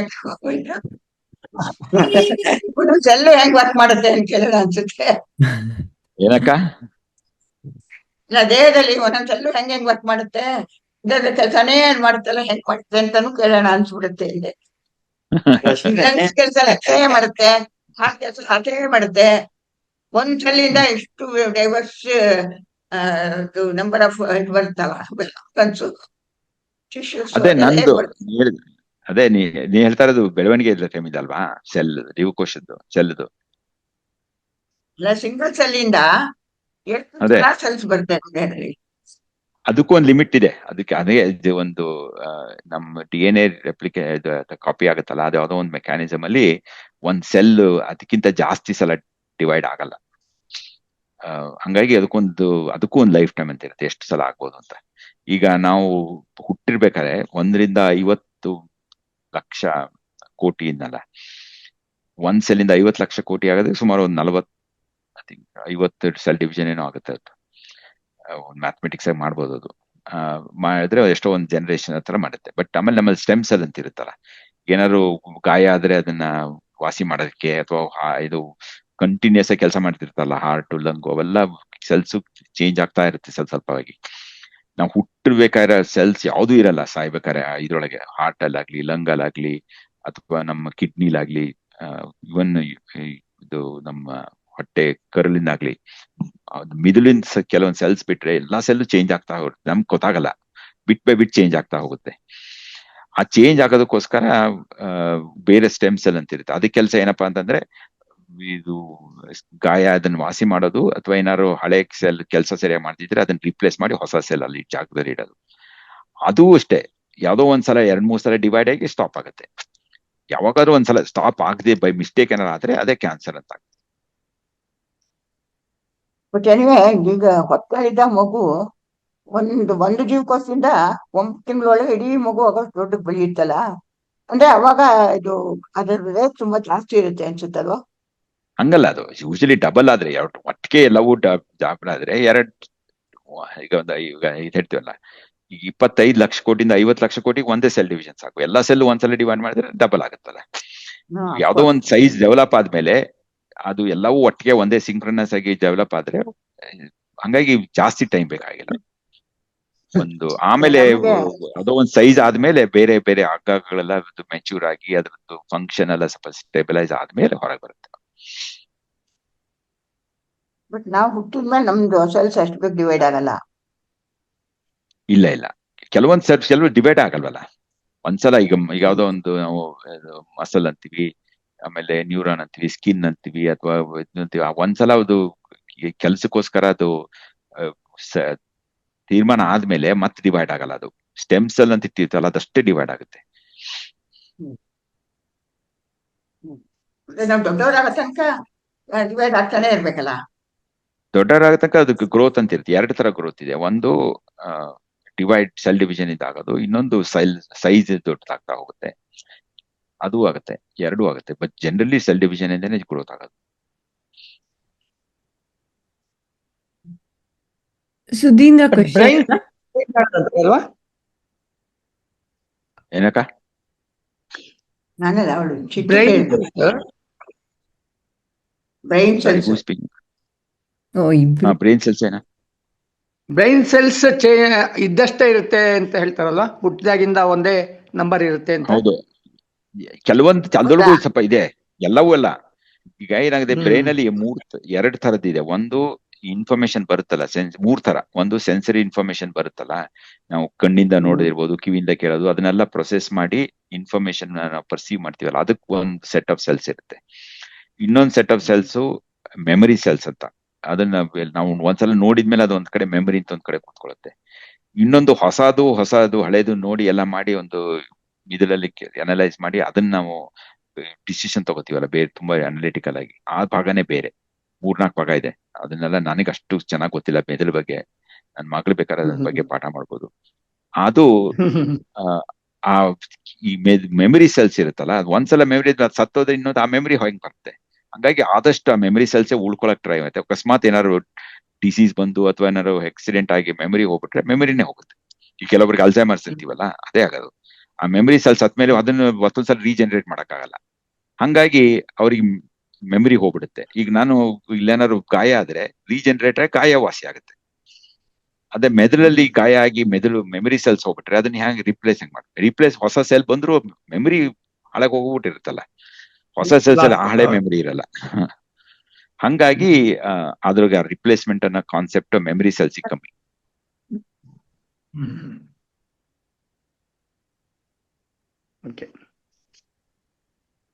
ಮೋಸ್ಟ್ಲಿ ಸುಧೀಂದ್ರಗ್ ಒಂದ್ ಕ್ವೆಶನ್ ಇತ್ತು ಅನ್ಸುತ್ತೆ. ಅವರು ಅನ್ಮ್ಯೂಟ್ ಮಾಡ್ಕೊಳ್ತಾ ಇದ್ರು, ಬಟ್ ಇವಾಗ ಶಿಶೇಣ, ಸುಧೀಂದ್ರ. ಅದೇ ಏನಿಲ್ಲ ಶಿಶೇಣ, ಅದೇ ಆಕ್ಚುಲಿ ಮಾತಾಡ್ಬೇಕಾದ್ರೆ 1500 ವರ್ಷದಿಂದ ಇತ್ಲಾಗಿ ಜಾತಿ ಪದ್ಧತಿ ಬಂತು ಅಂತ ನೀವು ಹೇಳಿದ್ರಿ. ಬಟ್ ಆದ್ರೆ ಇನ್ ರಫ್ ಅಲ್ಲಿ ನೋಡಿದ್ರು ಕೂಡ ಅಟ್ಲೀಸ್ಟ್ ಒಂದು 3000 ವರ್ಷದ ಹಿಂದಿತ್ತು ಅಂತ ಅನ್ಸುತ್ತೆ. ಯಾಕೆಂದ್ರೆ ಮಗಧರು, ನಂದರು, ಮೌರ್ಯರ ಕಾಲದಲ್ಲಿ ಕೂಡ ಜಾತಿ ಪದ್ಧತಿ ಬಗ್ಗೆ ಚೆನ್ನಾಗಿ ಮೆನ್ಷನ್ ಮಾಡಿದ್ದಾರೆ ಎಲ್ಲ ಕಡೆನೂ. ಅದು ಒಂದು ವಿಚಾರ ಇತ್ತು. ಇದು ಚಿಕ್ಕ ವಿಚಾರ, of course number of years is not matter. But ಆಮೇಲೆ ನನಗೆ ಇನ್ನೊಂದು ಏನಪ್ಪಾ ಇತ್ತು ಅಂತಂದ್ರೆ, ನೀವ್ ಹೇಗೆ ಈ ಉತ್ಖನನ ಮಾಡ್ಬಿಟ್ಟು, ಅಂದ್ರೆ ಫೈಂಡಿಂಗ್ ಮಾಡ್ಬಿಟ್ಟು ಇಷ್ಟು 1000 ವರ್ಷಗಳು, ಲಕ್ಷ ವರ್ಷಗಳಿಂದ ಈ ತರ ಎಲ್ಲ ಒಂದು ಇದೆಲ್ಲ ಬರ್ತಾ ಇದೆ ಅಂತೆಲ್ಲ ಏನ್ ಹೇಳ್ತಾ ಇದ್ದೀರಾ, ಅದೇ ರೀತಿನಲ್ಲಿ ನಮ್ಮ ಒಂದು ಈ ಸ್ಪಿರಿಚುವಲ್ ಬುಕ್ಸ್ ಅಲ್ಲೆಲ್ಲ ಈ ಪ್ರಕಾರ ಇವಾಗ ಕಾಶಿ ಅನ್ನುವಂಥ ನಗರ ಸುಮಾರು ಒಂದು 20,000, 30,000, 70,000, 80,000 ವರ್ಷಗಳಿಂದ ಇದೆ ಅಂತ ಹೇಳ್ಬಿಟ್ಟು ಇದೆ. ಅದಕ್ಕೂ ಒಂದಷ್ಟು ಪುರಾವೆಗಳೆಲ್ಲ ಇದೆ ಆಕ್ಚುಲಿ. ಅದನ್ನು ಇದನ್ನು ಮಿಕ್ಸ್ ಮಾಡಿ ನಾವೇನಾದ್ರೂ ನೋಡಿದಾಗ ನಮಗೆ ಸತ್ಯಾಸತ್ಯತೆಗಳು ಸ್ವಲ್ಪ ಬೇರೆ ರೀತಿಯಲ್ಲಿ ಏನಾದ್ರು ಸಿಗ್ಬಹುದಾ ಅಂತ. ಈಗ ಅದೇ ಬಂದಿರೋದು. ಈ ವಿಜ್ಞಾನದಲ್ಲಿ ನಾವು ಎಲ್ಲವುದಕ್ಕೂ ಪುರಾವೆ ಹುಡುಕ್ತಿವಿ. ಕೆಲವೊಂದು, ಈಗ ನಾನೇ ಒಂದೇನೋ ಕತೆ ಬರ್ತೀನಿ ಇಟ್ಕೊಳ್ಳಿ ಇವತ್ತು. ಈ ಕಥೆಯಲ್ಲಿ 100 ವರ್ಷ ಆದ್ಮೇಲೆ ಅವರಿಗೆ ಆ ಟೈಮ್ ಹೆಂಗಿತ್ತು, ಏನಿತ್ತು, ಆ ಕಾಲದಲ್ಲಿ ಏನಿತ್ತು ಗೊತ್ತಿಲ್ಲದೆ ಆ ಕತೆ ಅಷ್ಟೇ ಓದಿದ್ರೆ ಕತೆ ಆ ಟೈಮಲ್ಲಿ ಹಂಗಿತ್ತು ಅಂದ್ಕೋಬಹುದು ಅದನ್ನ. ಈಗ ಹ್ಯಾರಿ ಪಾಟರ್ ಅಂತ ಒಂದು ದೊಡ್ಡ ಸೀರೀಸ್ ಬುಕ್ಸ್ ಬಂತು ಒಂದು 15-20 ವರ್ಷ ಹಿಂದೆ. ಎಲ್ಲಾ ಮಕ್ಕಳು ಪ್ರಪಂಚ ಎಲ್ಲರೂ ಓದ್ತಾ ಇದ್ರು ಅದನ್ನ. ಅದ್ರೊಳಗೆ ಸಿಕ್ಕಾಪಟ್ಟೆ ಏನೇನೋ ಕಲ್ಪನೆಗಳಿದೆ. ಈಗ ಈ ನಾಗರಿಕತೆನೆ ಸ್ವಲ್ಪ ಮರ್ತು ಹೊಸದಾಗಿ ಇನ್ಯಾವುದೋ 150 ವರ್ಷದ ಮೇಲೆ ಅದನ್ನೇ ಪುಸ್ತಕ ಓದೋರು, ಆ ಕಾಲ 150 ವರ್ಷದಿಂದ ಅದಿತ್ತಂತೆ ಇದಿತ್ತಂತೆ, ಅವ್ರು ಹಾಗ್ ಮಾಡ್ತಿದ್ದಂತೆ, ಮಾಯಾ ಮಂತ್ರ ಮಾಡ್ತಿದ್ರಂತೆ ಅಂತ ಅಂದ್ಕೋಬಹುದು. ಅದಕ್ಕೆ ಪುರಾವೆ ಹೇಗೆ ಅಂತಂದ್ರೆ ಬರೇ ಪುಸ್ತಕದಲ್ಲಿ ಇರೋದು ಪುರಾವೆ ಆಗಲ್ಲ, ಹೌದಾ? ಇಲ್ಲ, ಈ ಈಗ ಕಾರ್ಬನ್ ನೀವು ಟೆಸ್ಟ್ ಎಲ್ಲ ಮಾಡಿದಾರಲ್ಲ ಇವಾಗ. ಇದು ಕಾಶಿನಲ್ಲಿರೋದು ವಿಶ್ವನಾಥನ್ ಟೆಂಪಲ್ ಇಷ್ಟು ವರ್ಷದಿಂದ ಇದೆ. ಕಾಶಿಲಿ ಈಗ ನಮಗೆ ಗೊತ್ತಿರೋ ಹಾಗೆ ಹ್ಮ್. Kashi is one of the old, there is no doubt, Kashi is the one of the oldest continuous living city ಅಂತಾರೆ. ಒನ್ ಆಫ್ ದ ಓಲ್ಡೆಸ್ಟ್, ಹೌದಾ? Okay. ಕಂಟಿನ್ಯೂಸ್ ಲಿವಿಂಗ್ ಸಿಟಿ ಅಂತಂದ್ರೆ ಈಗ ಹರಪ್ಪ ಮಹೇಂದ್ರರು ಒಳ್ಳೆ ಚೆನ್ನಾಗಿ ಸಿಟಿ ಮಾಡ್ಕೊಂಡಿದ್ರು, ನಾಗರಿಕತೆ ಇತ್ತು. ಬಟ್ 5,000 ವರ್ಷ ಹಿಂದಿದ್ರು, ಈಗ ಇಲ್ಲೇ ಇಲ್ಲ ಆ ಜಾಗದಲ್ಲಿ ಅವ್ರು ಯಾರು. ಇದಾಯ್ತು, ಮರಳು ತುಂಬ್ಕೊಂತು. ಹಂಗಾಗಿ ಅಲ್ಲಿ ಯಾವ ಟೈಮಲ್ಲಿ ಅವ್ರು ಹೇಗಿದ್ರು, ಆಮೇಲೆ ಯಾಕೆ ಹೋದ್ರು, ಅದನ್ನೆಲ್ಲ ಈಗ ಬೇರೆ ಬೇರೆ ತರ ಅನಲೈಸ್ ಮಾಡಿ ಅದನ್ನ ಆರ್ಕಿಯಾಲಜಿಸ್ಟ್ Okay. ಅದನ್ನು ಕಂಡುಹಿಡಿಯಕ್ಕೆ ಟ್ರೈ ಮಾಡ್ತಿದ್ದಾರೆ. ಬಟ್ ಕೆಲವೊಂದೆಡೆ ಏನಾಗುತ್ತೆ, ಈ ಕಾಶಿ ಅಂತ ಊರಲ್ಲಿ ನಮ್ಗೆ ಗೊತ್ತಿದೆ ಕಂಟಿನ್ಯೂಸ್ ಸುಮಾರು 5,000 ವರ್ಷದ ಹಿಸ್ಟ್ರಿ ಇದೆ ಅದಕ್ಕೆ ಅಂತ. 5,000 ವರ್ಷದಿಂದನೂ ಕಂಟಿನ್ಯೂಸ್ ಇದೆ ಅಂತ. ನೀವು 20,000 ವರ್ಷಕ್ಕೆ ಹೇಳಕ್ ಹೋದ್ರೆ ಅವಾಗ ಏನಾಗುತ್ತೆ ಅಂತಂದ್ರೆ, ಈ ಸ್ಕ್ರಿಪ್ಚರ್ ಅಲ್ಲಿ ಬರ್ದಿರುವೆ ಅಗ್ರಿಕಲ್ಚರ್ ಅನ್ನೋದು ಕಾನ್ಸೆಪ್ಟ್ ಶುರು ಆಗಿತ್ತು. ಅಂದ್ರೆ ನಾನು ಬೆಳೆಸ್ತೀನಿ, ಗಿಡ ಬೆಳೆಸಿ ಆ ಗಿಡದಿಂದ ನಾನು ಮುಂದಿನ 6 ತಿಂಗಳಿಗೆ ನೆಕ್ಸ್ಟ್ 1 ವರ್ಷಕ್ಕೆ ನನಗೆ ಊಟ ಸಿಗುತ್ತೆ ಅನ್ನೋ ಆ ಕಲ್ಪನೆ ಬಂದು ಅದು ಮಾಡಕ್ ಶುರು ಮಾಡಿದ್ದೆ 10,000 ವರ್ಷದಿಂದ. ನೀನು 20,000 ವರ್ಷದಿಂದನೂ ಸ್ಕ್ರಿಪ್ಚರ್ ಇತ್ತು ಹಂಗೆಲ್ಲ ಅಂತ ತಕ್ಷಣ ಅದನ್ನ ನಂಬಕ್ ಆಗಲ್ಲ. ಯಾಕಂದ್ರೆ ಎಲ್ಲಾ ತರ ಎವಿಡೆನ್ಸ್ ತಗೊಂಡ್ರುವೆ ಅಗ್ರಿಕಲ್ಚರ್ ಈಗ ಅಗ್ರಿಕಲ್ಚರ್ ಶುರು ಆಗಿದ್ದೆ 10,000 ವರ್ಷದಿಂದ ಆಗಿದ್ರಿಂದ ನಾನು ಇವ ಬೆಳೆ ಬೆಳೆದ್ರು ನಾವು ದೇವ್ರಿಂದ ಬೇಡ್ಕೊಂಡೆ, ಮಳೆ ಬಂತು, ಬೆಳೆ ಬೆಳೆತು, ಆ ಬೆಳೆ ನಾನು ಎಲ್ಲರೂ ಖುಷಿಯಾಗಿದ್ರು ಜನ ಅಂತ ಹೇಳಿ ಒಂದು ಎರಡು ಬರೆದ್ರೆ ಅದು 20,000 ವರ್ಷದಿಂದ ಆಗಕ್ ಸಾಧ್ಯನೇ ಇಲ್ಲ. ಹಾಗೆ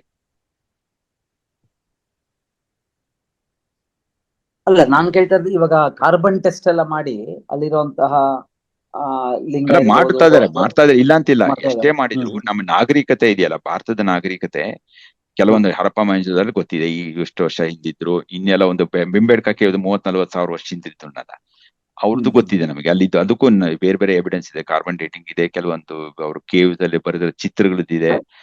ಆಮೇಲೆ ಅವ್ರು ಯೂಸ್ ಮಾಡಿದ ಸ್ಟೋನ್ ಇದೆ, ಹರಪ್ಪದಂತೂ ಪಾಟ್ರಿ ಇದೆ. ಅವೆಲ್ಲ ಲೆಕ್ಕ ಹಾಕೊಂಡೇ ಮಾಡ್ತಾ ಇರೋದು, ಯಾವ್ದು ಇದು ಇದಲ್ಲ.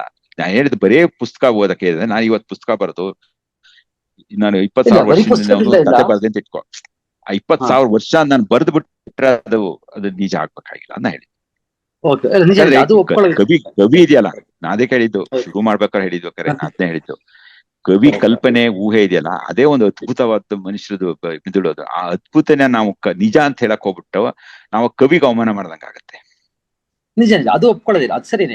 ಯಾವ ವಿಚಾರದಲ್ಲಿ ಹೌದಾ? ಈಗ ಹೇಳಿದ್ರಲ್ಲ, ಈಗ ದ್ರೌಪದಿಗೆ 100 ಮಕ್ಕಳು ಬಂತು, ಕುಂಭ ಇದು ಅಂತ ಹೇಳಿ ನಾವು ಆ ಕಾಲದಲ್ಲಿ ನಾವು ಇಂಟ್ರಿವಿಟ್ರೋ ಫರ್ಟಿಲೈಸೇಷನ್ ಇತ್ತಂತೆ, ಸ್ಟೆಮ್ ಸೆಲ್ ಮಾಡ್ತಿದ್ರಂತೆ ಅಂತ ನಾವು ಹೇಳಕ್ ಈ ಕಾಲದನ್ನ ಆ ಕಾಲಕ್ಕೆ ಸೇರಿಸ್ಬಿಟ್ರೆ ಆ ಕವಿ ಅಷ್ಟು ಒಳ್ಳೆ ಕಲ್ಪನೆ ಮಾಡಿ ಆತರ ಮರಿದಿದ್ದಲ್ಲ, ಅದಕ್ಕೆ ಅವಮಾನ ಮಾಡ್ದಂಗ ಆಗತ್ತೆ. ಖಂಡಿತ ಹೌದೌದು, ಕರೆಕ್ಟ್. ಓಕೆ, ಈ ತರ ಟೆಸ್ಟ್ ಗಳಿಂದ ನಾವು ಅದಕ್ಕೆ ಏನಾದ್ರು ಬೇರೆ ಒದಗಿಸ್ಬೋದಾ ಅಂತ ನನ್ನ ಇದಿತ್ತು ಅಷ್ಟೇ. ಅಂದ್ರೆ ಕೆಲವು ಮಾಡ್ತಿದ್ದಾರೆ, ಅಷ್ಟೆಲ್ಲ ಮಾಡಿದ್ರು ನಮಗೆ ಯಾವ್ದೋ ಒಂದು ಈಗ 5,000 6,000 ಹಿಂದಕ್ಕೆ ತಪ್ಪಬಹುದು, ಅದನ್ನ 20,000 ಮಾಡಕ್ಕಾಗಲ್ಲ ಅಂತ ಹೇಳೋದು. ಗೊತ್ತಾಯ್ತು. ಓಕೆ. ಓಕೆ, ನಾನ್ ಸ್ವಲ್ಪ ಆಡ್ ಮಾಡ್ತೀನಿ ಅದಕ್ಕೆ. ಸುಧೀರ, ಆಗ್ಬೋದು ಶ್ರೀಪತಿ ಅಣ್ಣ, ಆಗ್ಬೋದು. ಈಗ 80,000 ವರ್ಷದಿಂದ ಇತ್ತು ಅಂತ ಹೇಳಿದ್ರೆ ಅದೊಂದು ಪಾಕೆಟ್ ಅಲ್ಲಿ ಮಾತ್ರ ಸಿವಿಲೈಸೇಷನ್ ಅಷ್ಟು ಡೆವಲಪ್ ಆಗಿ ಅದು ಅಲ್ಲೇ ಹೆಂಗ್ ಉಳ್ಕೊಳಕ್ ಸಾಧ್ಯ? ಈಗ ಸುತ್ತಮುತ್ತ ಬೇರೆ ಕಡೆಗೂ ಹರಡ್ಲೇಬೇಕಲ್ಲ. 80,000 ವರ್ಷದಲ್ಲೇ ಅಲ್ಲೇ ಅಗ್ರಿಕಲ್ಚರು ಎಲ್ಲಾವ್ದು ಇತ್ತು, ನಗರ ಜೀವನನೇ ಇತ್ತು ಅಂತಂದ್ರೆ ಅದು ಕಾಶಿಗೆ ಯಾಕೆ ಲಿಮಿಟ್ ಆಯ್ತು? ಬೇರೆ ಊರುಗಳಿಗೆ ಹೋಗ್ಲಿಲ್ಲ ಅಥವಾ ಬೇರೆ ದೇಶಕ್ಕೆ ಯಾಕೆ ಮೈಗ್ರೇಟ್ ಆಗ್ಲಿಲ್ಲ? ಈ ನಾಗರಿಕತೆ ಅನ್ನೋದು ಒಂದ್ ಕಡೆ ಸ್ಟಾಗ್ನೆಂಟ್ ಆಗಿರಕ್ ಸಾಧ್ಯ ಇಲ್ಲ. ಒಂದೇ ಕಡೆ ಎಲ್ಲಾವುದು 80,000 ವರ್ಷದಿಂದ ಏನು ಬದಲಾವಣೆ ಆಗದೆ ಅಥವಾ ಬೇರೆಯವ್ರಿಗೆ ಏನು ಸಂಪರ್ಕಕ್ಕೆ ಇಲ್ದಲೆ ಬರಕ್ ಸಾಧ್ಯ ಇಲ್ಲ. ಅಲ್ಲಿಂದ ಬೇರೆ ಊರುಗಳಿಗೆ ಹೋಗ್ಲೇಬೇಕಲ್ವಾ? ಸೊ ಬೇರೆ ಯಾವ ಎವಿಡೆನ್ಸು ಇಲ್ಲ. ಇದೆಲ್ಲ ಈಗ 10,000 ವರ್ಷದಿಂದ ಅಗ್ರಿಕಲ್ಚರ್ ಆಯ್ತು ಅಂತ ಸಂಶೋಧನೆ ಹೇಳೋದು ಬರೇ ಒಂದು ಪಾಕೆಟ್ ಅಲ್ಲಿ ಆಯ್ತು ಅಂತಲ್ಲ. ಅದ್ ಹೇಗೆ ಬೇರೆ ಬೇರೆ ಕಡೆಗೆ ಬೀಜಗಳು ಬಂತು, ಎಲ್ಲೆಲ್ಲಿ ಏನೇನ್ ಸಿಕ್ತು, ಹೀಗೆ ಎಲ್ಲಾ ತರದ ಎವಿಡೆನ್ಸ್ ಗಳನ್ನ ಹೇಳಿ ಈಗ ಅದನ್ನ ಸಿದ್ಧಾಂತ ಅಂತ ಮಾಡಿದ್ದಾರೆ. ಸೊ ಹಾಗಾಗಿ ಕಾಶಿ ಒಂದ್ರಲ್ಲೇ ಹಂಗ್ ಬೆಳೆಯಕ್ ಸಾಧ್ಯ ಇಲ್ಲ ಅಂತ. ಓಕೆ, ಸರಿ. ಜಸ್ಟ್ ಆಡ್ ಸುದಿ, ಕಲ್ಟಿವೇಶನ್ ಇಲ್ದಿರೋ ಟೈಮಲ್ಲಿ ಮನುಷ್ಯ ಒಂದ್ ಕಡೆಗೆ ಇರಕ್ ಸಾಧ್ಯನೇ ಇರ್ಲಿಲ್ಲ. ಅವನು he had to be an hunter and moving around. ಅವ್ನು ಒಂದ್ ಕಡೆ ಮನೆ ಮಾಡ್ಕೊಂಡು ಸಾಧ್ಯನೇ ಇರ್ಲಿಲ್ಲ. ನಿಜ. ಓಕೆ, ಹೌದು. ಇದಕ್ಕೂ ಒಂದ್ ಕಡೆ ಪಟ್ನ ಕಟ್ಕೊಳಕ್ಕೂ ಅಗ್ರಿಕಲ್ಚರ್ ಕಲ್ಟಿವೇಶನ್ ಕಲ್ತ್ಕೊಂಡಿದ್ದಕ್ಕೂ ತುಂಬಾ ಸಂಬಂಧ ಇದೆ. ಹೌದು, ಇದ್ದೇ ಇದೆ. ಹೌದು, ಕರೆಕ್ಟ್.